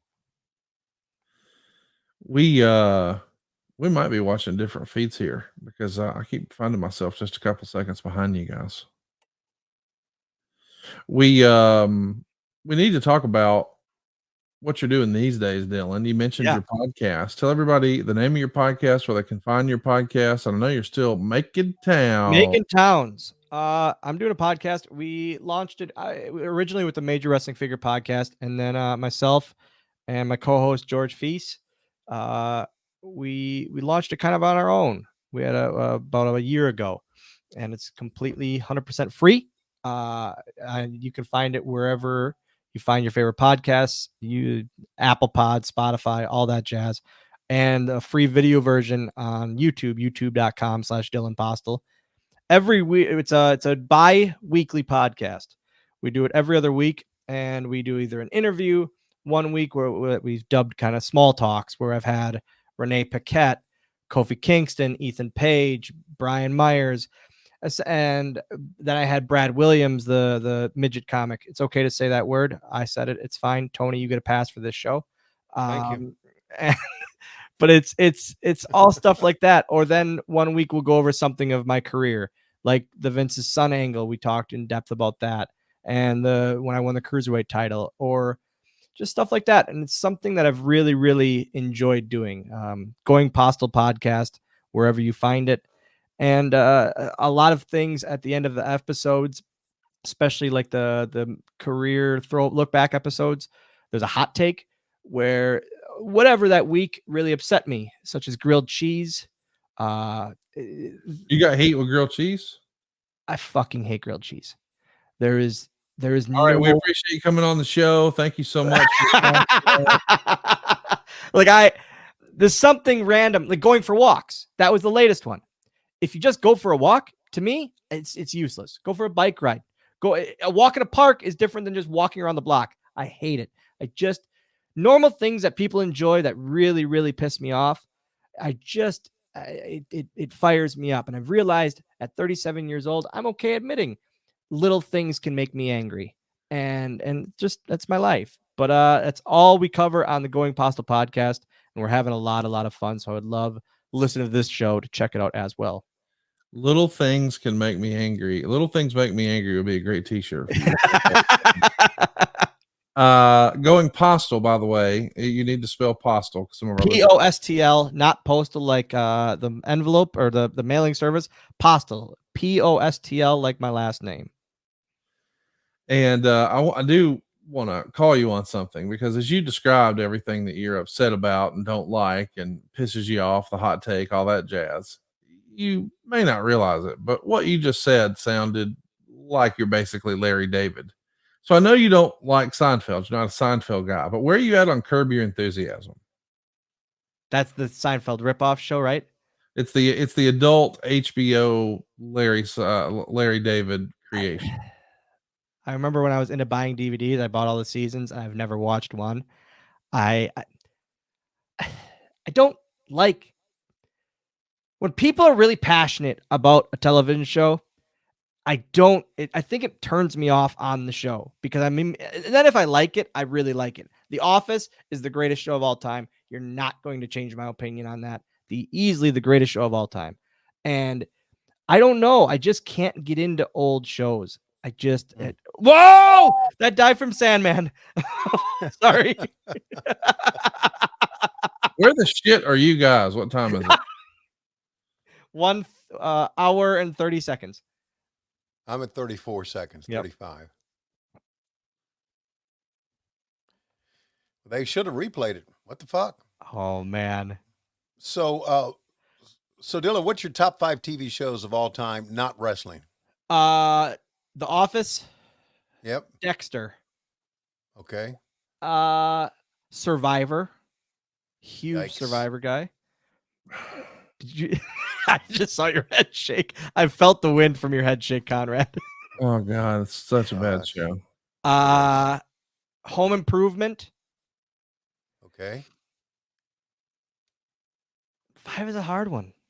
Well, I don't know what 5 That's would be. okay. You can stop at 4 because your taste were shit. Yeah. Let me give you a Sorry spoiler. that it's not fucking MASH like I'm sure yours is, Tony. No, Jesus. no.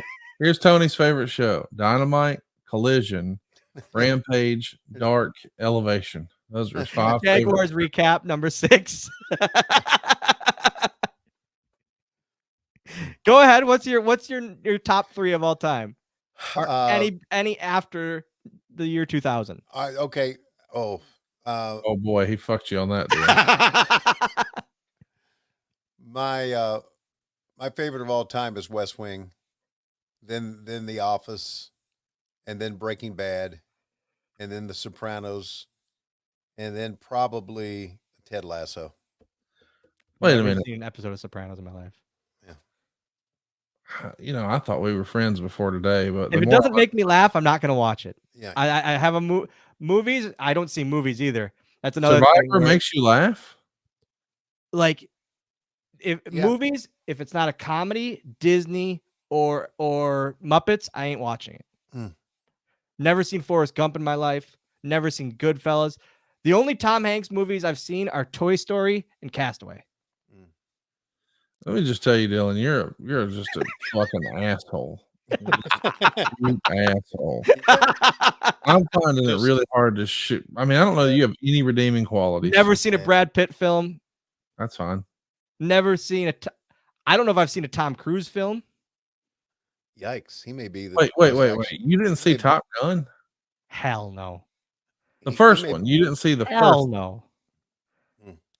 Well, Tom Cruise may be one of the greatest action stars ever. I hate to say that but he really, I think Top Gun Maverick and all the Mission Impossible movies proved that to me. did you see Rocky? Okay. You didn't see Rocky. Okay. Conrad, we have as our guest a fucking idiot here today. Okay. What do you know? Like all the classics, like Goodfellas, never seen it. Casino, never. I knew. So when I did Muppets Most Wanted, oh, you're gonna hate this. Ray Liotta starred in Muppets Most Wanted with me, and I knew him from Muppets from Space. Not because he did a 30-second cameo in Muppets from Space. I knew Ray Liotta from that, not from his past filmography. We are seeing a lot of military, but a lot of girls here too. This is the Diva Search. They're doing Diva a Diva Search. Search here. Okay. Yeah. You don't know about the Diva Search, Tony? I do now. Okay. You know, they were trying to do what they could to get ratings, and it's not the Attitude Era anymore. So they found a different way to go about it, I suppose. Right. A lot of girls came from the Diva Search in reality, though. Oh, for sure. Not even just the winners. Yes. Wow. Yeah. Wow. What Wow. Wow. Okay, enough with the wows. So you were telling us earlier about Fit Finley and how he was your TV dad, but you've told me before that maybe your wrestling dad is Tommy Dreamer. Is that right? I consider my wrestling dad Tommy Dreamer.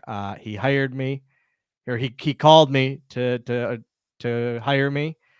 He was in talent relations at the time, and he was the one to call me and hire me. I ignored his phone call 5 times because it came up blocked or restricted.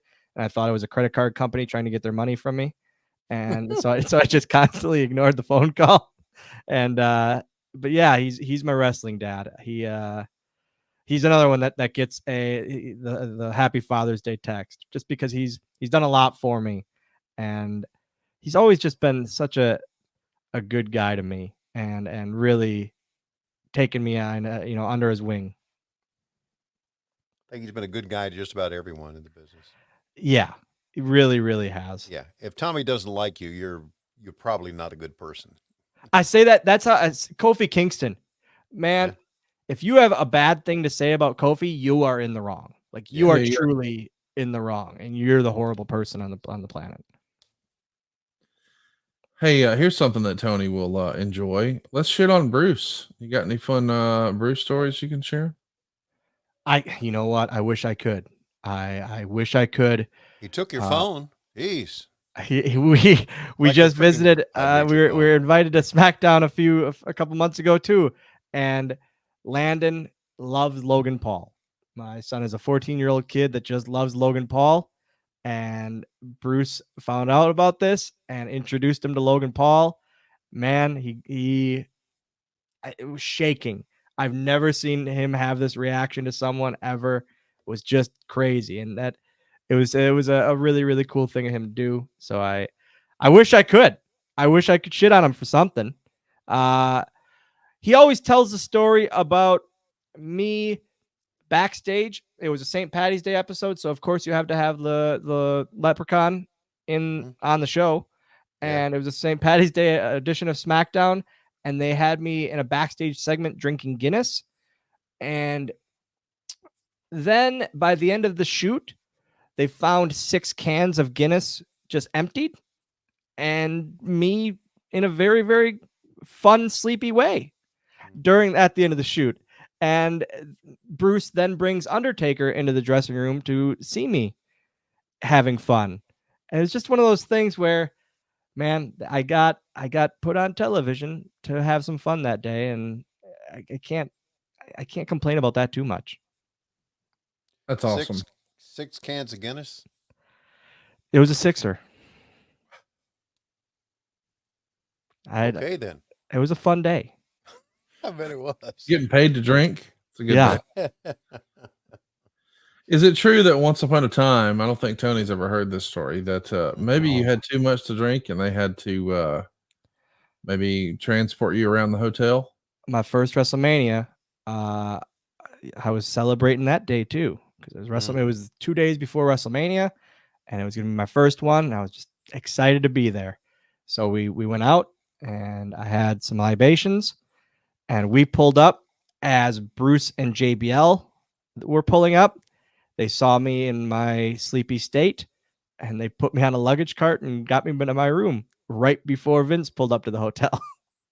So they saved me that day. And but that's again one of those things where I talk about JBL, and man, anyone else I'm pretty sure he would have messed with, but I was with Finley, so he treated me well. Oh, we're looking at the vice grip of the Great Khali. The greatest big gold champion of all time. I mean, what a nice man. I had an opportunity to meet him at my first WrestleMania, which was WrestleMania 30.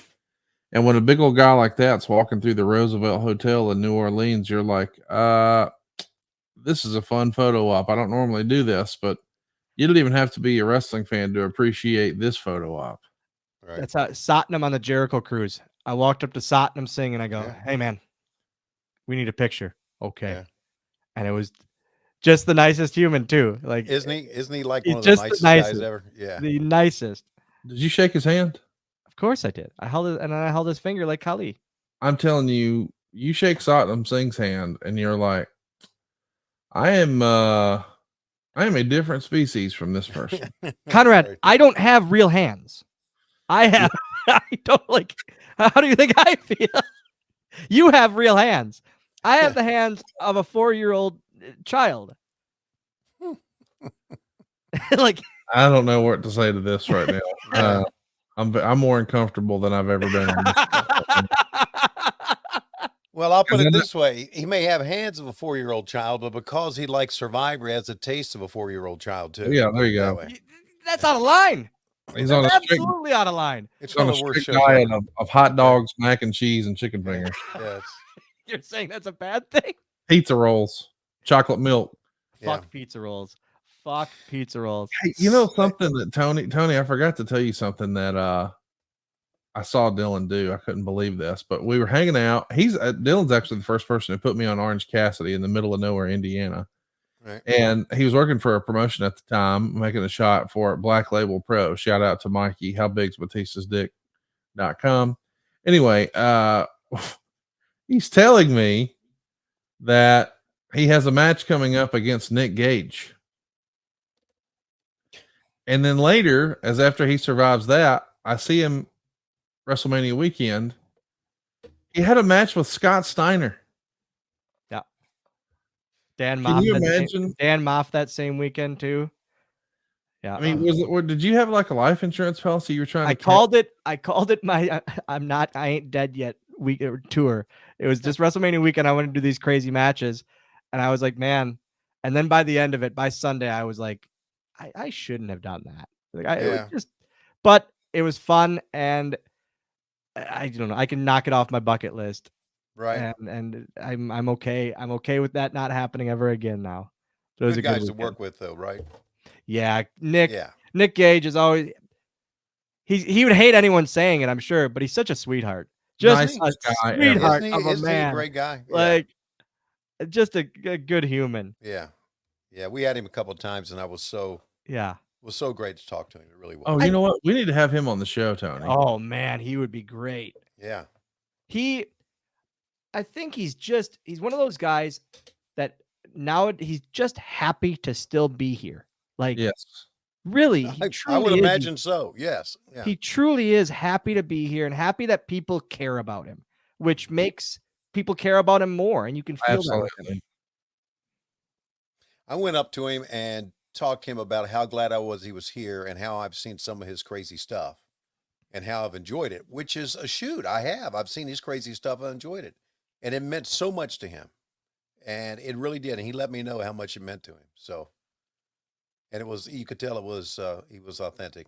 There's a video of him and we were talking about William Regal, him and Regal talking. And it's an interaction at our event in Dallas. Yeah, that's where it was. And it's an interaction that, I mean, you'd never dream of ever happening. And it's just so cool that both of them were happy to meet each other. Like, that's why I love this, man. I talk about it all the time. I love doing this still to this day because it's just fun and the interactions are just great every time. He was nervous to go meet Regal. He said, Conrad, do you think it'd be okay if I said hello to Mr. Regal? And I go, what? He goes, I just wanted to make sure it was okay. And I go, dude, you don't have to ask permission. Go say what's up. And he goes, well, I wasn't sure. And I go, what do you mean? You're fucking Nick Gage. Go say hello. It's fine. He didn't. And what if you would have said no? Right. I guess he's trying to be deferential, not to me, but to Mr. Regal. Like, what if he doesn't want to be bothered? I go, no, he's great. Just go say hello. It's fine. And of course, Regal was Regal. Pleased to meet you. I don't think Regal had seen much of his stuff. I don't think he consumes that, but he's nice to everybody. He at least knew the name. You know what I mean? How could you know the name? Prestigious champion right there, Conrad. No doubt about it. Oh, brother, here comes Batista. God, look at them, brother. Look at those. Those are like Road Warrior Hawk traps. Yeah, that's a big boy. Yeah. Boy, he's had a great career after wrestling, hasn't he? Unreal, yeah. Wow. The nicest guy ever, too. Our friend Corey Ryan Forrester had an opportunity to meet him and said the real life Dave could not be cooler. The best. It's amazing that wrestling attracts so many cool people. And then, unfortunately, what makes the news is a couple of shitheads. Yeah. That's what they want. I mean, but that's exactly that gets clicks, and that's what they want. Nice things never get clicks. Positivity doesn't get clicks in 2024. What got the most clicks during the Super Bowl? It was the confrontation between Kelsey and Andy Reid. Kelsey and Andy Reid. Yeah. Yeah. That's what everybody was hanging their hat on. And that had fucking nothing to do with the game. People wanted the Chiefs to lose because Taylor Swift and Travis Kelce. That's why they wanted the Chiefs to lose. So dumb. Like, because by the way, there's all these football fans who are hating on Taylor, and it's like, what'd she do, bro? She's supporting her boyfriend and going to the games. Blame the TV stations they're showing her. That ain't her fault. And making that team a crazy amount of money, and the network, and the NFL. Yes. Yeah. I mean, I just don't think it's fair, for them to be angry at Taylor. It's like, dude, she went to a game. Like, we've all done that. Like, what'd she do? Yeah. Nothing. People are stupid. So here it comes, man. How nervous are you when you hear Vince's music kit? You're under the ring. You got the headset on. You're in your full gimmick. You got your belt on. Legitimately, yeah, going through my head and going, I didn't know how big this story would be. I truly didn't. And it was the week after this night. It was the next TV where Stephanie McMahon comes up to me and she pulls me aside and she goes, hey, can I talk to you for a second? I said, of course, obviously. She goes, just so you know, this is going to be huge. And I go, yeah. She goes, yes, this is going to be awesome. And it's going to be fun. And it's going to be a really, really good ride. Let's have fun with this. And I was like, okay, here we go. Buckle up. And it was just, but at this point, I was like, again, because I always thought the sad thing is, like with WWE, with stuff getting, pitches getting denied and ideas getting canceled and that you go week to week sometimes with I'll wait if it happens kind of attitude. And so I was like, okay, this can last a week and then it'll be done. No, it was the biggest thing that ever happened to me. Look at all the people. I guess they're pulling all the boys out of the locker room here. Everyone. Yeah. Or even Hacksaw. I mean, it's such a crazy visual because you just saw everyone from Cody Rhodes to CM Punk to Hacksaw Jim Duggan out there at the same time. Like, what? How are these guys ever in the same company at the same time? But they were. Yeah. I just saw Mark Henry's silly ass out there. I have a lot of fun with Mark. Good God, he makes me laugh so much. What was y'all's go-to on the road? Your favorite restaurant to hit on the road when you were in the car with Khali and Mark Henry? Denny's. We would always do Denny's because Khali knew what he would order. Khali could order it himself.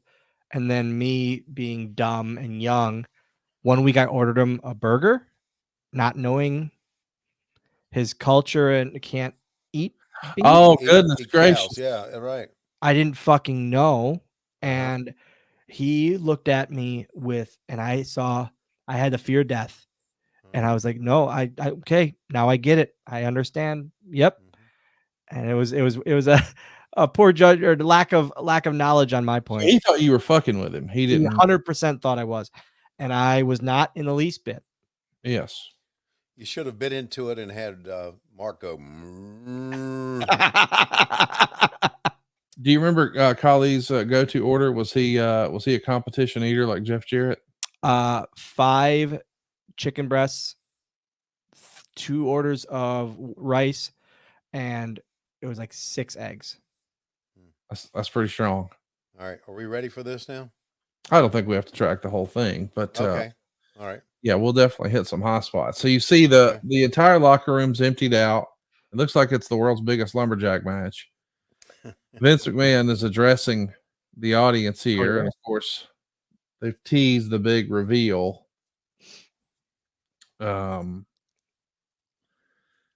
What's are your parents? I mean, did everybody get to make the show? Is your dad there? Yeah, my dad, my grandpa, because those were always my 2 biggest supporters were my dad and my grandpa, and they got them awesome seats, like second row on hard cam side, and like it was just. But then the cool thing was like my dad the next day, I mean, he worked for the street department in Oshkosh, Wisconsin, and so his buddies at the street department went, "Oh, is there something you got to tell us, Eric, that you've been telling us wrong this whole time?" Kind of thing. They were giving him a hard time because they saw the reveal on wrestling, which, man, it's just I look back at this, and this is probably like only the 3rd time I've ever watched this. And This is the process of elimination, Tony. Here, so we heard the attorney say, Yeah. "Your son is not extreme." So everyone who's a part of ECW is free to go, free to leave the ringside area. They are definitely not Vince's son. So 1 round of eliminations with our game of Clue here down. which we were talking about the Sandman thing. Sandman was drafted to Raw with the draft. Yeah, So because he he's just still out wrestled there. Yeah.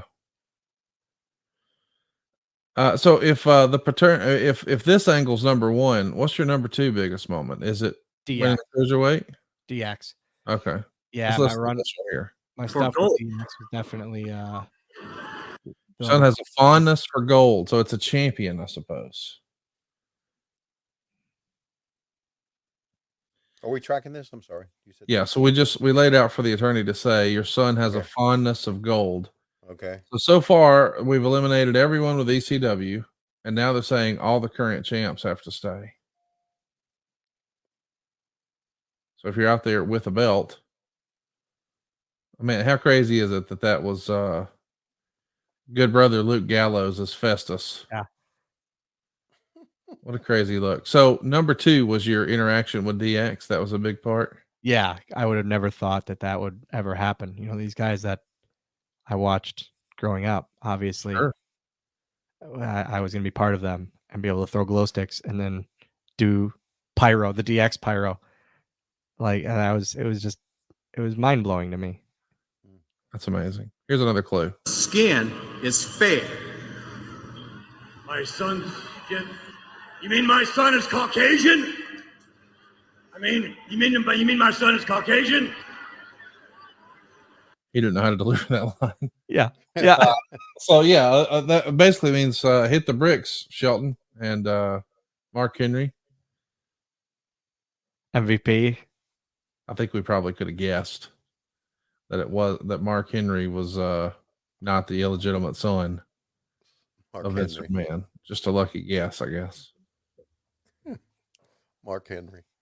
Can you imagine? I love that they show him too. I just the world's strongest son.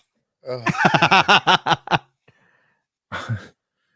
love that. He goes, "Coach, we've already established you're not my son. You can stay." So Let's track it here. I think we're gonna have one more clue here, or at least Okay. another. But before we get our next clue, everybody get in the ring. Come on, everybody get in the ring. Group hug. Family reunion. Dysfunctional family reunion, perhaps. I got Kane over there.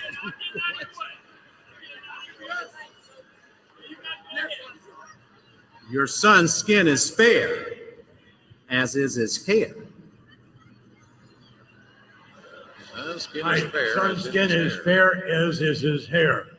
So everyone with dark hair has to go now. Of course, JBL takes the hat off. He's pretty smart, letting everybody know.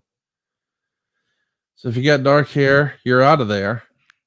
Still Sandman's alive, though. Yeah, there goes the mayor. I bet you everybody was thinking Sandman. Or a lot of people were. The best is like they didn't know how to get him out. They didn't know how to get him out of there.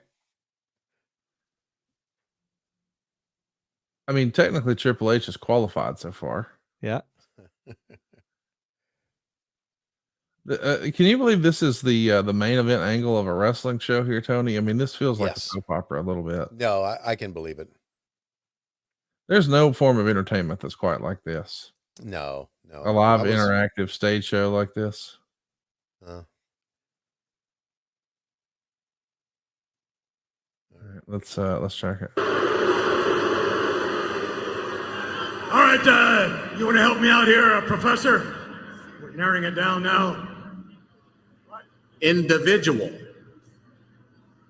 Well, you're saying that my son is he's Caucasian, blonde hair, champion, but is you saying he is individual gold or tag team gold? Which is it? Who is my son of individual gold? Is that what you're telling me? Damn it, talk to me. Yes. All right, so that means the tag champs can skedaddle. It's not Lance Cade. It's not Trevor Murdoch. Which they were they were working back and forth between the backstage guy and Vince in the ring. None of that stuff was like the back and forth there wasn't scripted. So he's talking to him live, and obviously the backstage guy, the lawyer or attorney or whatever there, isn't prepared for it. So we're down to Triple H, JBL, and the fucking Sandman. Who is my bastard son?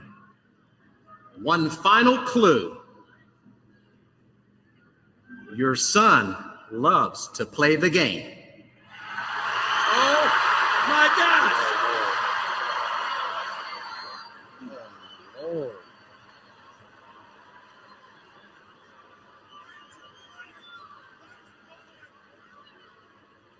Now, of course, the implication here, Tony, is that's Triple H. Well, Game. but you know who Triple H is married to. Right. So it's a Star Wars type deal where right. they're brother and sister, bro. I've seen those movies. Good for you, Dylan.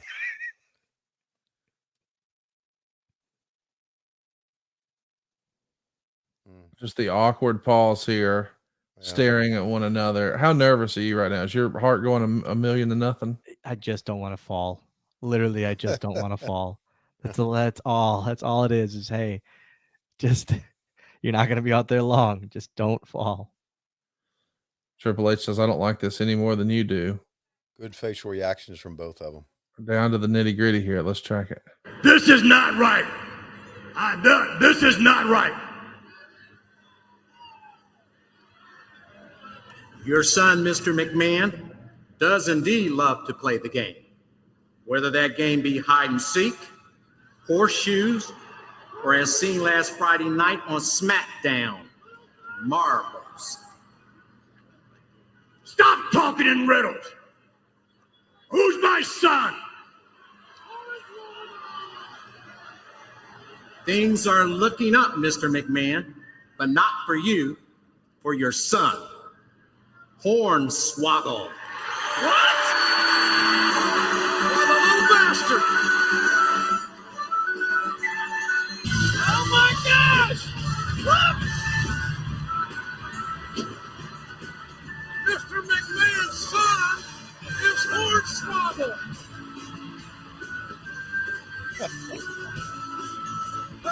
shortest millionaire heir to the throne. Well, he is an individual champion. He's got fair hair. Dude, you did such a great job with this. You did. Oh my God. Hugging his freaking leg. Oh God.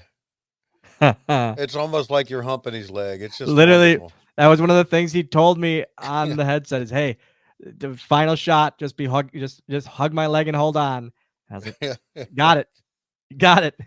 And there's a photo out there just of me hugging his leg. And it's one of those things like, man, again, it's such a like a cool memory moment of mine.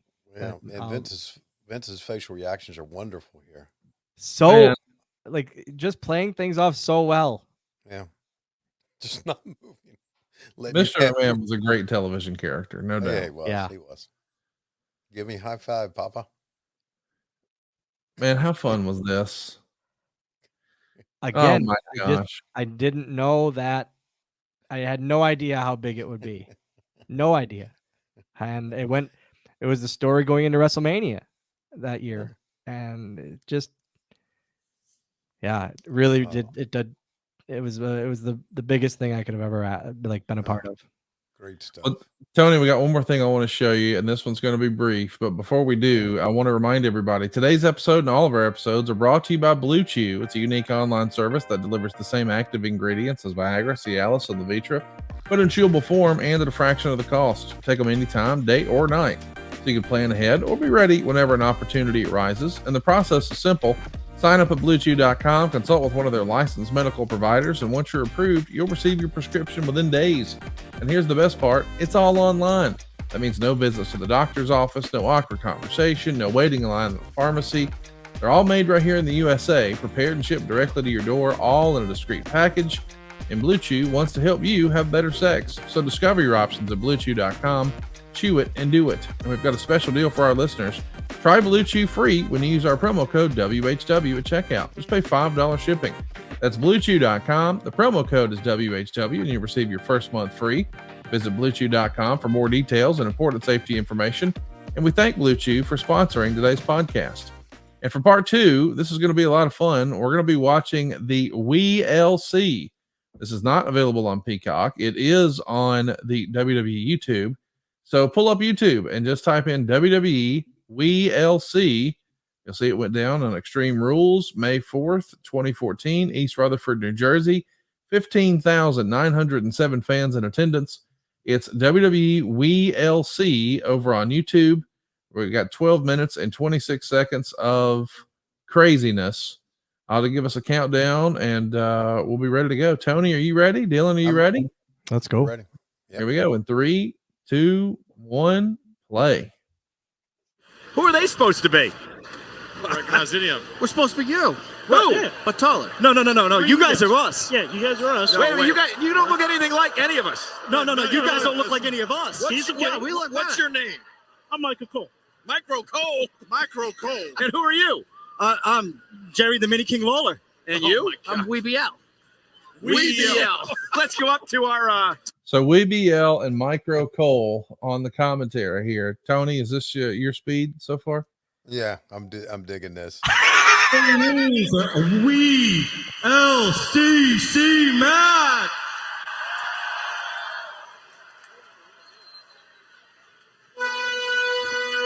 So this is 7 years after what we just watched, Dylan. Yeah. You're still here in WWE, and we're going to be having some fun here. Tell us what the shit is going on and how. See, Tony, there was me, a midget, and then they brought in another one like me, a midget bull, who was El Torito. He was with Los Matadors, and I always wanted to work with him because I was A, really just wanted to wrestle, and B, was jealous that they hired another midget and he was getting over, obviously, because he's awesome. He's literally, El Torito is one of the best athletes I've ever seen, little or big. And he just does insane things, especially for his size. And I wanted to work with him. And they always said the last thing they wanted to do is have him and I work with each other because, and I quote, "That's just too easy." Well, no shit. Like, obviously. So why not do it? So I ended up pitching this, and couldn't do a TLC match. Had to do WEE LC of little ladders and chairs and tables, and they went with it, and they ended up putting it on the pre-show of Extreme Rules that year. And this was in New Jersey, which is one of the like always known behind Chicago as one of the most like heel want to get themselves over crowds. Right. So we were like, man, they might boo the hell out of this. They might just absolutely hate it, and then it's gonna be a really hard battle. Right. But from we somehow we struck gold that night, and it was awesome. This is the best match I ever had and ever will have. So it's one of those moments where I'll always remember it. I mean, the attention to detail with the announcers, the ring announcer, the referee. I mean, they pulled out all the stops. And I want to remind everybody that you were a part of 3-man band here. So not only Heath Slater, but 2 WWE World Champions and Drew McIntyre and Jinder Mahal. My goodness, what a group that is. And it all happened because they booked a 6-man tag when Heath was in Saudi Arabia.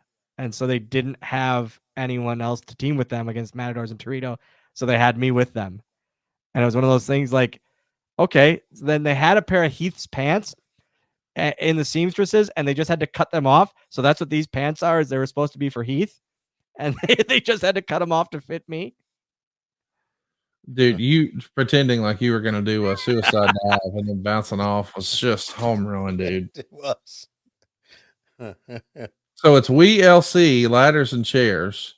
He didn't want the chair. No, he picked that chair up and didn't like it. He got a smaller chair, and now he's ready. So great, dude. What's El Torito up to now? He does there's a midget company that he works for that he does the tours with still. That was another thing, like house shows, everything. We worked with each other, and he was trying to teach me Spanish as I was trying to teach him to drink tequila. And it was always on our overseas tours. That was always our thing, is we'd just be hanging out in the back of the bus, and he'd be trying to teach me Spanish. Hits the ref. Wow, Jinder just took out the ref in a big way. Oh my gosh, hold him by the tail. You know, when he came down with that tail, I said, that tail is going to come into play. It's got to. Hey, do you know I'm thinking 1991, maybe 1990. That had to be 91. No, maybe not. Whatever. Survivor Series was on Thanksgiving, and we were watching it. Ladder here, Tony. Oh no, shit! Dylan ain't about that. He wants the big ladder. So we were watching. We were watching, and the kids were watching, and there was these midgets chasing Jerry Lawler around the ring. 94. It was 94. 94? No. So 93 Survivor 93. Series. 93. Sorry, 93. Yep. That was my kid's favorite part of the whole thing. Yeah. Yeah. It was my kid's favorite part of Survivor Series. Doink, Dink, Pink, and Wink against Sleazy, Queasy, and Cheesy and Lawler. Yeah. Is this your first ladder match? I did one in the backyard when I was backyard wrestling. I did one. But yes. I mean, that was your Jeff Hardy moment right there. That was my moment right there. On top of the ladder.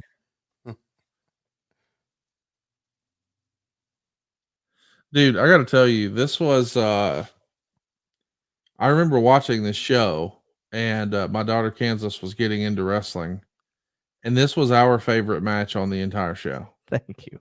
Because it was fun. You know what I mean? It was something, and we wanted, so Road Dogg was our agent for this, and then Fit, I asked to agent as well, because I know he'd have our best interest, obviously, as well as Road Dogg would too. But I knew he would go to bat for us. And I said, guys, I want to, like,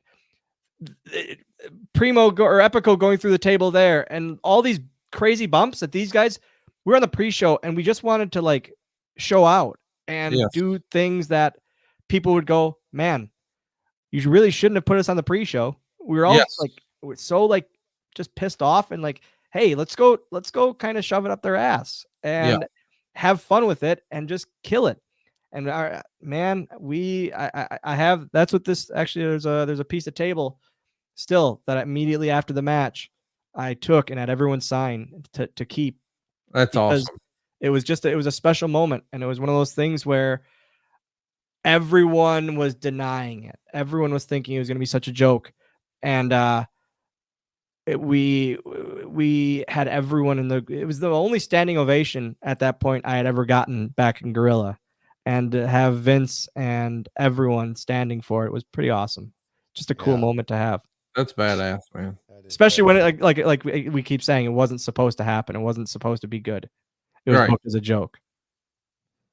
Oh, Am I wrong? Am I wrong, Dylan, to say that you couldn't do this today, or could you? I mean, I don't think with the commentators and the referees you could. I think. I mean, if you're going to Tony next week, I think we could definitely do this today or next week on Dynamite. If that's where we're going with this, yes, 100%. So, yeah. I love did you Shawn Michaels elbow drop through the table. I asked, I said, can we go through that table? And they go, yeah. I go, we're going through that table. And I think this type of thing, we could, Tony.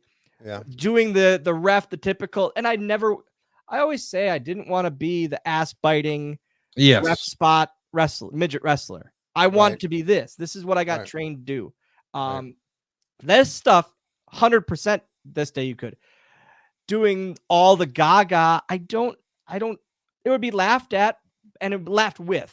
But having the midget announcers in that, I think that would be viewed differently. Yeah. Not by me, but by culture, I think. Yeah. By social media. Yeah. Yeah. Like, and I don't even like they're poking fun, but it's that weird middle ground, isn't it? Of they're going too far with it. But yet, isn't that what the point of it is? Yes, it is. It's supposed to be fun, and this was fun with the little ladders and the little chairs and the little tables. Yeah. It's a fun idea. And I mean, people are standing like, that's what, I know it's super cliche, but WWE once upon a time used to say they're about putting smiles on people's faces. How does this not do that? Yeah. That's right. It's entertaining for everybody. Like my daughter was just getting into it. She thought this was the fucking coolest thing ever. Now, Heath. Just going through 4 tables for no reason. For no reason. Just going through 4 tables. Like, it's the best.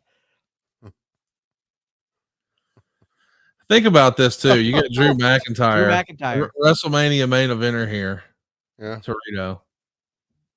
This is an insane spot, too.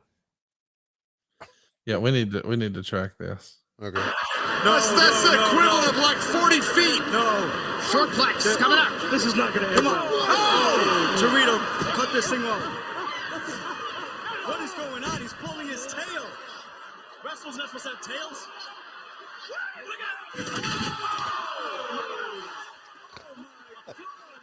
What do you think? Torito just gets squashed by that ladder. Yes. Is he all right? Oh man. Was there anything on this you were nervous to do, Dylan, or did you feel No. confident? No, because to be honest, I was nervous that people wouldn't care. That was really this.